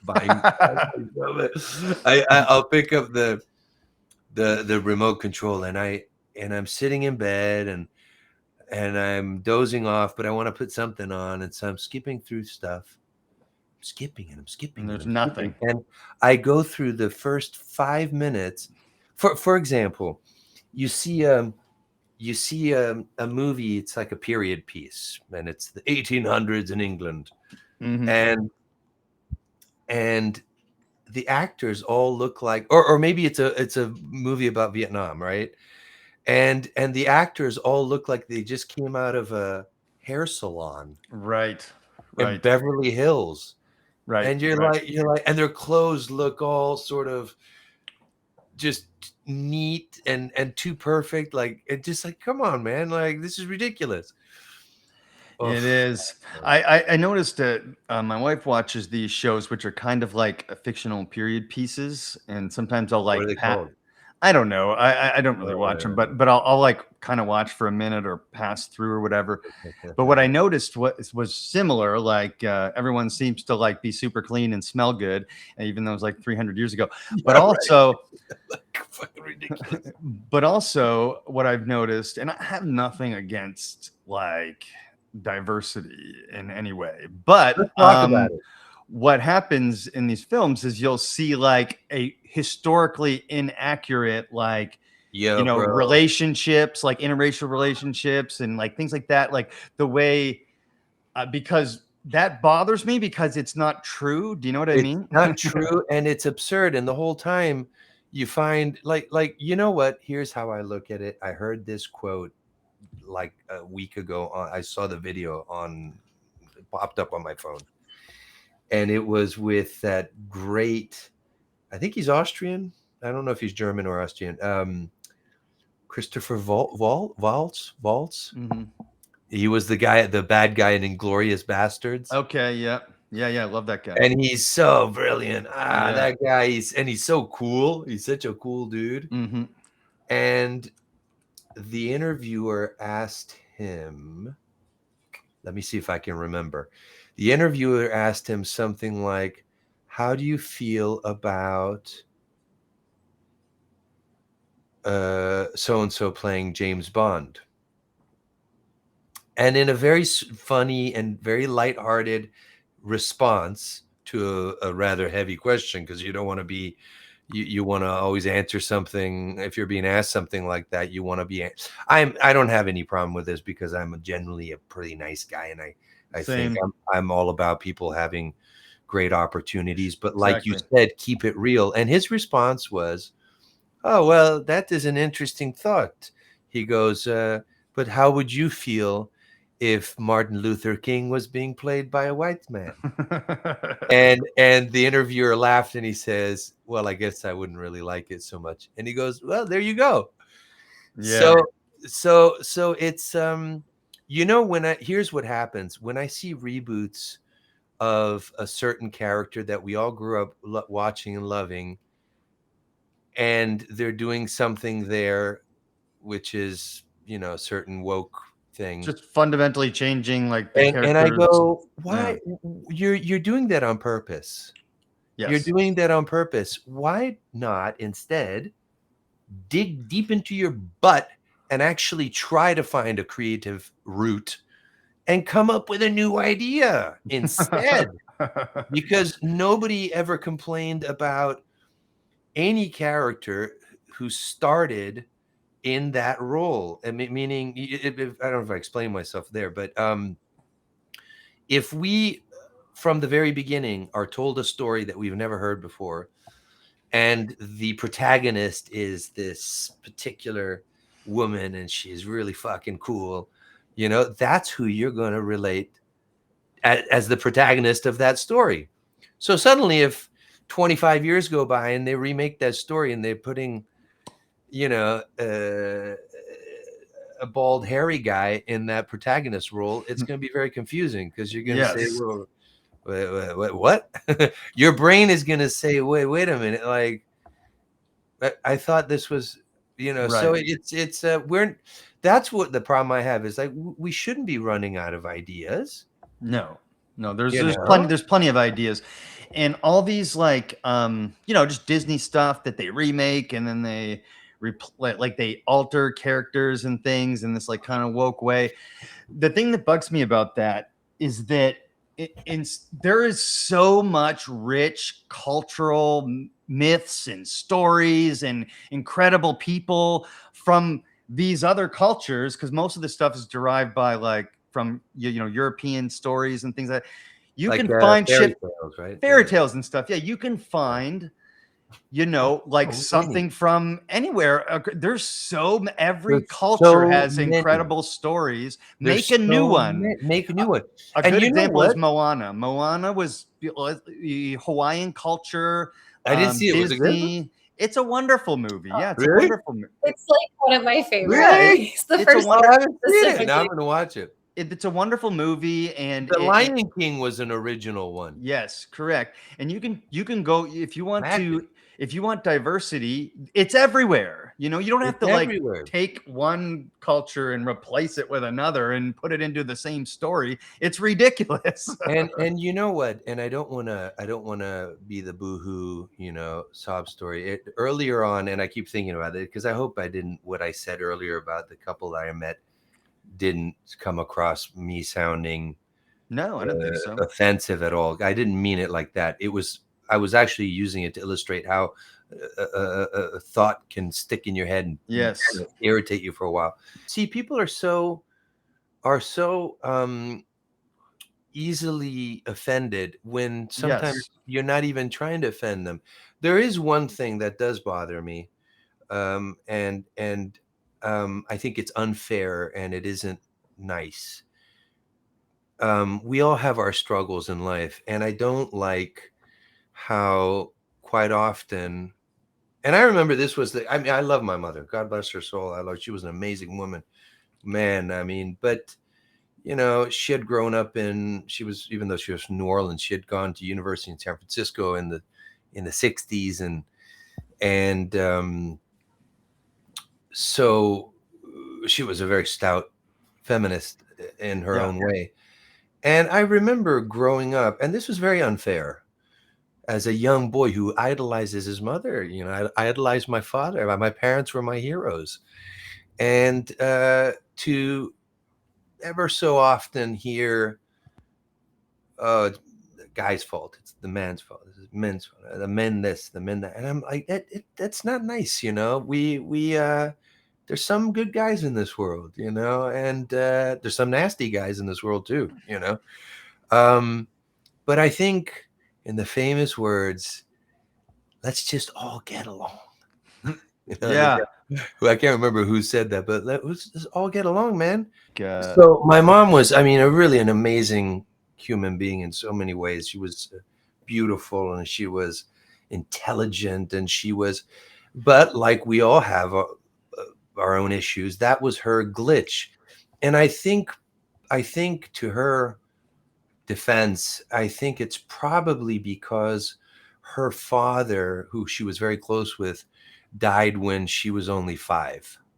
Mm-hmm. And I think perhaps not having had a solid male figure in her life at a young age, and the loss of her father, maybe that had something to do with it. I'm not a psychologist. Right. But I think in the 60s, though, feminism was a lot more pure and a lot more completely different to what it is today. Correct. Yeah. Completely. Like I think if you put a group of feminists from the 60s and a group of feminists they disagree in a UFC cage today, they tear each other apart. Yeah, for sure. Because it was mostly about like women's empowerment and whatnot, versus now it's like more like a blame game and things like that. Yeah, like I don't know. I do remember, even as a kid, and then later on in life, I remember in LA and in California, I always went off and got my own jobs, and I always had my own business at some point or another, even when I worked with studios. But I do remember that I certainly never felt particularly privileged when it came to job offers. You know, I would lay myself out with all the talents that I thought I had, and I you know, for maybe a project or a job or whatever it might have been, and there were certain occasions where in retrospect, at the time, maybe I didn't get the project, and I thought I would beat myself up over it, because we internalize, and you know, I'm not good enough, or I'm not. But then you look back and you realize, on a couple occasions, I look back and maybe more information came out, and I go, oh no, this was actually because they had a certain idea of who they wanted for this. And and the only reason I bring this up is because I would like to see, I think, you know, I'm really happy for women, because I think women have done a stellar job. They make up the majority of the workforce today. Yep. And they've done a stellar job in fighting and getting their shit together, and do, in many cases, better than men. But at the same time, I like to see all of us, not just men, women, but I'd like to see men get a little bit of credit, you know, especially like I'm under the water. I had heart failure 2 years ago. I'm coughing up blood, and I'm trying to do something. I really fucking believe in this thing. Hey, I was sorry, my dog. No. I really believe in what I'm doing, and I think it's good. And you know, I think one of my cats is beating up my dog. But anyway, I just I would like to see. I'd like to see guys portrayed a little bit better. The reason I thought about this just now is because we were talking about Disney movies and whatnot. Yes. And in so many cases, the bad guy is always this detestable white dude. Yes, correct. Come on, man. We're not all detestable, just 99% of us.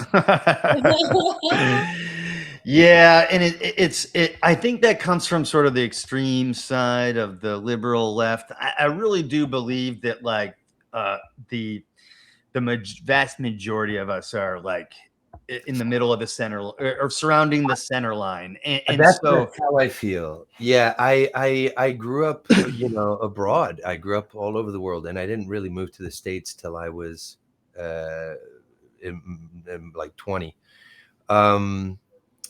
But I grew up in a very democratic family. And I generally always voted I'm not going to really get into politics, but I left the Democratic Party. I'm not a Democrat anymore. Is that to say I'm a Republican? It's to say what you just said. I feel like a guy in a boat with a little bit of common sense floating in between two crazy oceans. Yes. But I'll tell you one thing, man. I've never expected to receive so much hatred from my own party for having an opinion about something. Yeah, you're not towing the line, my man. I was like, hey, man, that's not who I remember. Weren't we the party of reasonable and acceptance and but the second you say, hey, I kind of like what for example, I kind of like this thing that Trump just did. Whoa, you're a Trumpy, you're a fucking terrorist. Right. Hey, wait a minute, man. I didn't, I'm just using it as an example. Sure. I think on any side of the spectrum, you should be able to have a conversation. And Megan's got company.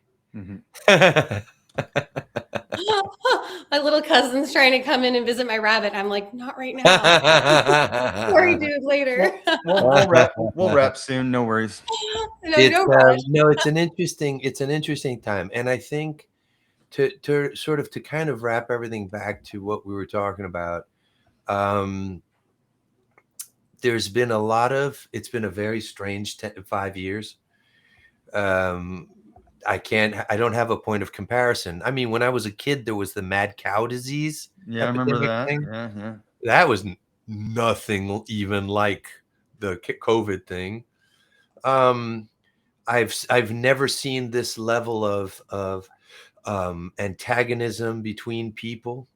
I've never quite seen this level of global instability ever to this level since I've been alive. And I've also, on the positive side, I've never seen this level of opportunity for the individual. We have the chance to accomplish really interesting things. And I hope that, of course, you're always going to get that troll. Yeah. That writes a nasty message on your YouTube page. And whenever I see, that's very rare. I get 99.9% of the messages I get are really nice. Same. Then there's this random one message where it's so nasty. And I go, wow, you watched the entire podcast and you still wrote a nasty message, but you watched the whole podcast. And I think to myself, I have this picture in my head. The other day with AI, I actually made a picture of this character, of who I picture in my head, this person as being. And it was this angry, with bad skin, fat, red face, with a comb over, and he's dirty and his shirt's tattered, and he's got this old computer monitor, and he's in this dark basement room. Yeah. And he's just a guy that hates himself, Yeah, I totally agree. I can actually, This happened in real time last night. I made a comment on an MMA X channel or whatever, and then some guy said something like, I don't know, just picked something like about my physical appearance on my picture, and then like made fun of it. Easiest thing to attack. Correct. And at first I was like, man, fuck this guy. And then I went to his X page and I realized he's just a struggling person. He's really struggling. There was one post where there was literally a picture of his feet and like 15 cans of like some weird alcohol or something just on the floor splayed out. And he's saying all these like mean things and stuff like that. And I'm thinking to myself, okay, I'll let that one slide. That guy, it needs help, you know, dude. And you know how many times I've like quite a few times that I've had these. I don't get that many. I'm really lucky. I don't get that many negative, but when I do, they stand out. And I'll usually go and check out their page to see who is this person. Sure. And the strangest thing is 99, almost every single actually I could say probably every single time, it's been someone who has had an account on wherever it is, YouTube or whatever, for the last 12 years. And in those 12 years, they don't have a single picture of themselves up there. No, they've posted two videos in 12 years, and they have 4 followers, or they're following like 75 people, and they have 4 friends, and I'm thinking, what is your deal? Like what's going? Are you a real person? Sometimes I wonder that. Yeah, this is your thing. This is what you do. You go home and it's really kind of pathetic. It is, and it makes me sad for them. Yeah. It makes me sad for them, and I also want to sock them in the head. Both, yeah. Honestly, my response, like, I'm preparing myself for the future when I'm going to have haters, because I know I have some alternative ideas.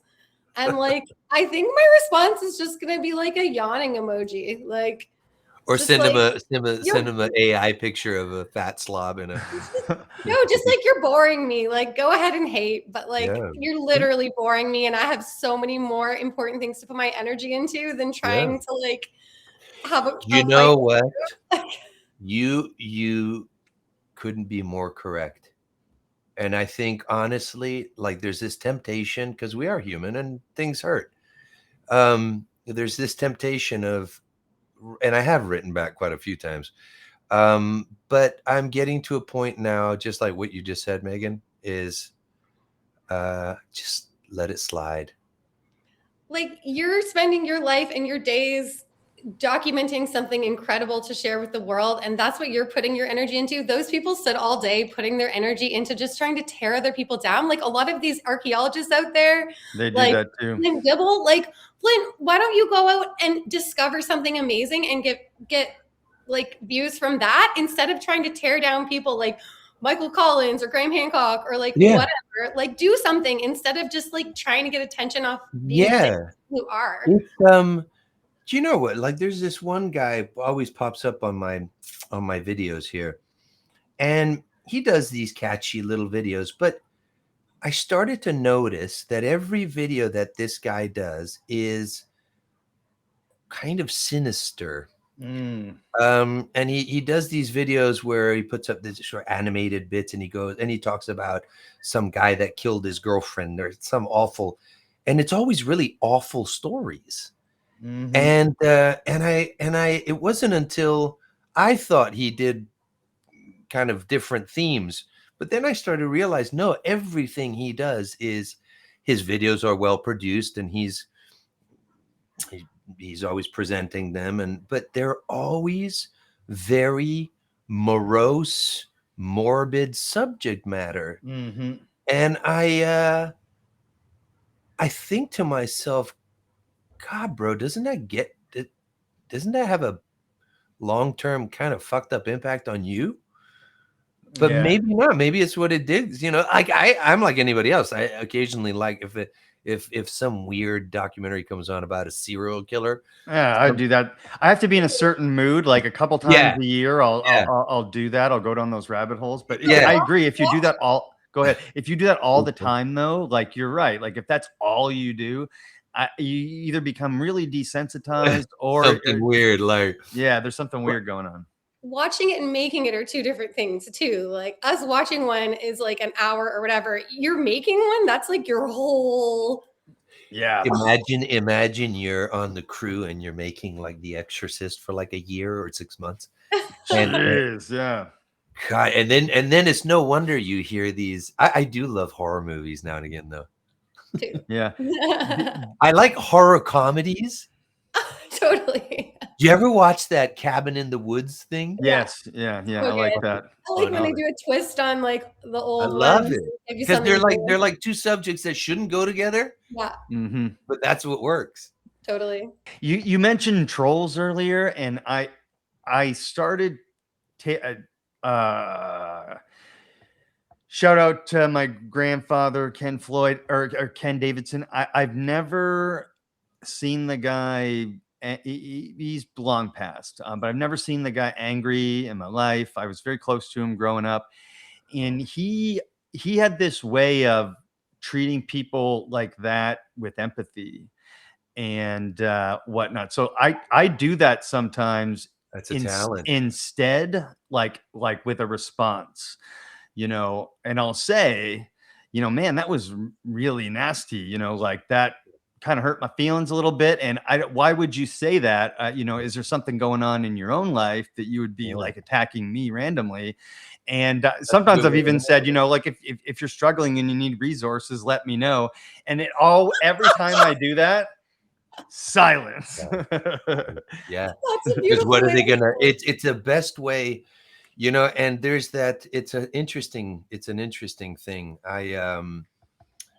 There's the fighter in me, and there was a same started pouring down. Yeah, dude. There's that fighter in me, man, and there was a time in my early 20s, and actually even in my teens, that I was fighting every day. And this wasn't just in the dojo. This was like fighting, getting on full-on brawls with I used to hang out with some of my friends who were pretty rough crew, and I had to, this was sort of early 2000s in California, I had to be conscientious of the fact that going out with them on any given night could pretty well result in some brawl at the end of the night. Mm-hmm. And then you grow up and you go like, listen, this is just silly just to do that. But when I was in there aren't very many Americans who live here. The base is in a town the American base is in a town that's about 15 minutes from here, but most of the military Americans live in that town. A few of them live here and they commute. But this place is you don't see that many. And when I came back from North Carolina and I had this pulmonary embolism, I stopped training and I stopped taking any supplements, and I got really skinny. And this was maybe 4 months ago.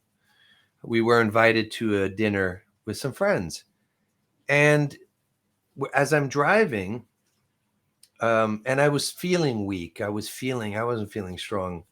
And I'm not the kind of guy to turn away from a fight. Somebody attacks me, I'm gonna try to de-escalate things first. But if it's a full-on, the guy's full-on coming at me, you better know what you're doing, bro, because I sure do. And you better go first too. And this guy pulls right in front of us, like really a dangerous, stupid driving maneuver. And I had my window open. It was still warm. It was still summer. And I started shouting at the guy in English. And my wife says, I think the guy's American. And I'm like, fuck you, this and that. No, I was like, fucking watch how you're driving, you dumbass. Yeah. And he goes, pull over. And I'm like, all right. He pulls over. And I get out of the car, but I'm standing in my doorway, and he as soon as he gets out of his car, he's a big guy. He gets out of his car, and I smiled at him because I thought I thought he was a neighbor that I had. But then it wasn't, and so I felt like a dipshit for smiling at him. And then he gets out and he starts swearing at me, and I'm like, stay where you are, don't come any closer. And he goes, oh yeah, tough guy. And I said, I am a tough guy. Don't get any fucking closer. Get back in your car. And first of all, you can apologize to me. And he goes, apologize? And he starts coming back at me, but he stopped. And I said, don't come any fucking closer, man. I will clock your fucking teeth out of your mouth. And he gets back in his car, and I get in my car, and I passed, and you feel like an idiot at that moment. Yeah. You feel like an idiot. You're like, what the hell is this? And then the guy followed me for a bit, and then he stopped. This exact same thing happened to me 2 weeks ago. And I just literally. You know what I thought to myself afterwards? Of course, it really irritated me, but I had a million things going through my head. The first thing was my health. Yeah. And dude, I've had a fucking pulmonary embolism. I'm coughing up blood. I was skinny. I hadn't been back in the gym. I've got my wife with me. Mm-hmm. I'm on a road with a traffic hour with cars going by in Spain, in a place where people never get into fights. They're the nicest people. And here I am, an American.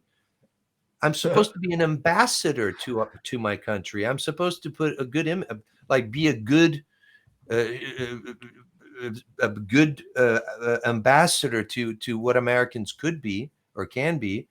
And here people are driving past, looking at these two jackasses, like it was really an embarrassment. And I felt really, I could tell he had absolutely, and then he turns around as he's getting in his car and he goes, yeah, you don't want any of this, bro, or something like that. And I'm thinking, you're such a fucking dipshit, dude.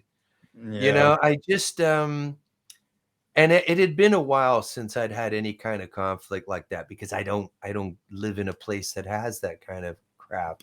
Yeah. I had a similar experience, Michael. I'll tell you quick before we wrap up, but I had the exact same thought process afterwards. But I just finished coaching basketball game. We won. I was in a great mood, and I was flying high because I just love that. That's part of my life I don't talk about too much, but I absolutely adore coaching young men in basketball. That's awesome. And I was driving home, and it's one of those ones where like the right lane merges. Ends. Yeah, and so you're supposed to do this one, right? Well, you're supposed to. I forget the name of it, but what the person in front goes first, and it's like a stagger. Do you guys have carpool lanes? We do, but not right. Only on like the big highways. So this was on the right side. This is a two-way street. And it's a two-way street, and I'm on the right side. In the right, I'm in the right lane, but I'm ahead of this guy. Right, I'm ahead of him, and so it's my turn to merge, and he just starts like. And he's like he's like trying to fit himself into the lane and stuff like that. Why? And so but there was no way I thought maybe I should just pull over and let this guy go, but there was no chance to do it. So I got like up in front, and we stopped at a stoplight, and he's behind me, and he's just literally, and then so then I turn left, and I'm going down it's like a country road where there's like cows and all all kinds of stuff towards my house where like my neighborhood is, right? And this guy is like following me, and I'm feeling like pissed off. I'm feeling like, man, I want to kick this guy's ass. What the hell is this guy's problem? And I want to point out there's a big difference between the US and Spain, because in the US you don't know who's packing. In Georgia, by the way, just as you're telling me this, sorry, I want you to keep going. But I had somebody pull the same maneuver. The lanes were merging, and he cut me off. and he pulled a gun out on me. This was in LA. That's what And I it was mean. it was an old white guy in a Cadillac. Wow. Yeah. So in Georgia, you could probably assume that 50% of the people have a carry permit for their vehicle at the very least. Yeah. And but I'm not thinking that in the moment. I'm just thinking, screw this guy, right? But I'm also thinking I have to turn left into my neighborhood, and I don't want this guy following me to my house. Yeah, right. Yeah. So I pass my neighborhood, and he's just right behind me, like honking. So I'm trying to like brake check him and stuff. This goes on for like 5 minutes. We end up at another stoplight where he pulls up next to me, and he is just rabid, like his teeth foaming are at the mouth. gnarling. Yeah. And he's just this and that. And in the moment, I'm thinking, like I looked at him and I go, like, what the hell is your problem? He's just swearing, saying inaudible stuff. And I was like, you want to go? He's like, let's go. And there's a parking lot with a gas station literally right there. So he rips into the parking lot. I follow him into the parking lot. I park my car, and then I have this moment of clarity where I'm like, you have a bad back. You're 43. Yeah. You have a wife. And you don't know if this guy has a gun. And so as he got out of his car, I pretended to get out of my car. So he got a little closer. Then I hopped back in my car and I pulled out, and then I drove, and then he hopped back in his, squealed, tried to follow me, but I gunned it. And I gunned it to the point where I couldn't see him behind me anymore. I couldn't see his lights. And then I turned my lights off and then made a right, and I lost him. And then I felt exactly the same way you did, which was embarrassing. I felt embarrassed for myself. Yeah. You know what? Those moments of clarity, like mindfulness, like mental health, like you don't know who's crazy out there. And as Megan said, if you can practice these things, then you can catch yourself in those moments and stop yourself from doing something stupid. And you know what? Sorry, go ahead. I was just going to say, it's gotten to the point with my practice that my body knows some of these thoughts are coming before my mind even does, and will stop them. Like I paired a physical motion with changing my thought process. I take a deep breath, I relax my jaw and I relax my shoulders, and then I divert my thoughts. And my body has started doing that motion without me even consciously starting it, and like it can feel it before I even get it, and then it diverts it without me even having to participate, which is like, I feel like a superpower. This is what I'm trying to develop more in myself. Yeah. What does your practice look like? So basically I was taught this old shaman trick called the boot trick, where you take a piece of paper and you write down any of the thoughts that aren't serving you. You're not like, you have to deal with some thoughts. You can't take all bad thoughts and never think about them. Some things are like prominent in your life, but things that just right now, you can't do anything about it. It's not serving you. Write it on this paper, fold it up, put it under a boot in your closet. And anytime any of those thoughts come into your mind, you say, I don't have to hold this right now. It's under the boot. And then you pair it with a physical motion. So whether it's like stretching, taking a deep breath, some sort of physical motion that you pair with the transition out of that. And then what I started saying to myself is like, okay, what can I think about right now? Like, what are the positive things I want to think about right now? And That's I would awesome, try Megan. and go there. And it took like the first couple of days, I was like, oh my God, I did not even realize that like my brain is going to all of these things constantly. Constantly. I was like taking a deep breath every like 10 seconds at a certain point. Like my brain would go right back to it. But it's a practice, and your body starts to learn it. Yeah. 100%. Your body does start to learn. I like what you said about the relax your jaw part. That's one thing that people don't realize. It's a huge, like some people, including myself, like when I'm not paying attention, my jaw is like clenched right here, and then in turn, it's a cascading effect. And it goes all the way down your shoulders and stuff. So what I do, my physical response to that is I'll kind of just shake out my jaw a little bit. And then the big thing for me is I pull my shoulders up and back, and then I drop them. Yes. Up and back, and then drop them. And that sends a signal to your nervous system that like we're okay. Like that. We don't have to be here. I felt it just in that moment. Like I could feel a Yeah, physiological response. you're okay. You're okay. That's a thing. Yeah. My darling friends, I've absolutely loved this. I got to run or she's going to do something terrible to me while I'm sleeping. Totally get it. Totally get it. Okay. It's been a wonderful conversation, though. Really enjoyed it, and I hope we have one soon again. Megan, I have lots of questions still, and yes. I need to know about what season of Atlantica you're coming to Indonesia, because I'm ready to start coordinating that whenever you are. That could be season 3, because season 3 we expanded to this globe. In season 3, what we do is we talk about how in the ancient world, in this time frame, the world was not like what we were told. The world had global trade, and that there was a lot of very interesting stuff going on. So we'll keep it. We need to chat. Yeah, we will. Let's get in contact about that. Ragazzi, I send you a huge hug, and thank you so much for a wonderful. Thank you, and I can't wait to. This is what do you guys? You edit this and then it goes up, yeah? I usually have about 3 or 4 in the bank, and so that's what I do now. Dropping on Fridays, but we're going to start doing Tuesday drops as well, so I'll keep you posted. But where can everyone find you, Michael, if they're still with us? If people can find me on, well, we've got our YouTube channel. We've got, I'm on Instagram. On here, I'll tell you real quick. My YouTube is YouTube/ Michael Donnellan Atlantica. Sweet. And then my Instagram is Michael Donnellan Atlantica.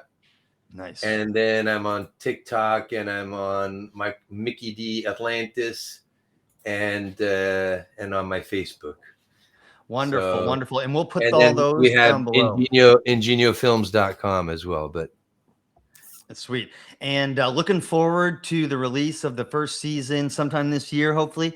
And keep up the good work, Michael. Thank you so much again for joining the multiverse, and we'll look forward to you joining again. Thank you. Bye, guys. Take care. Wow. See you soon. 420. 420.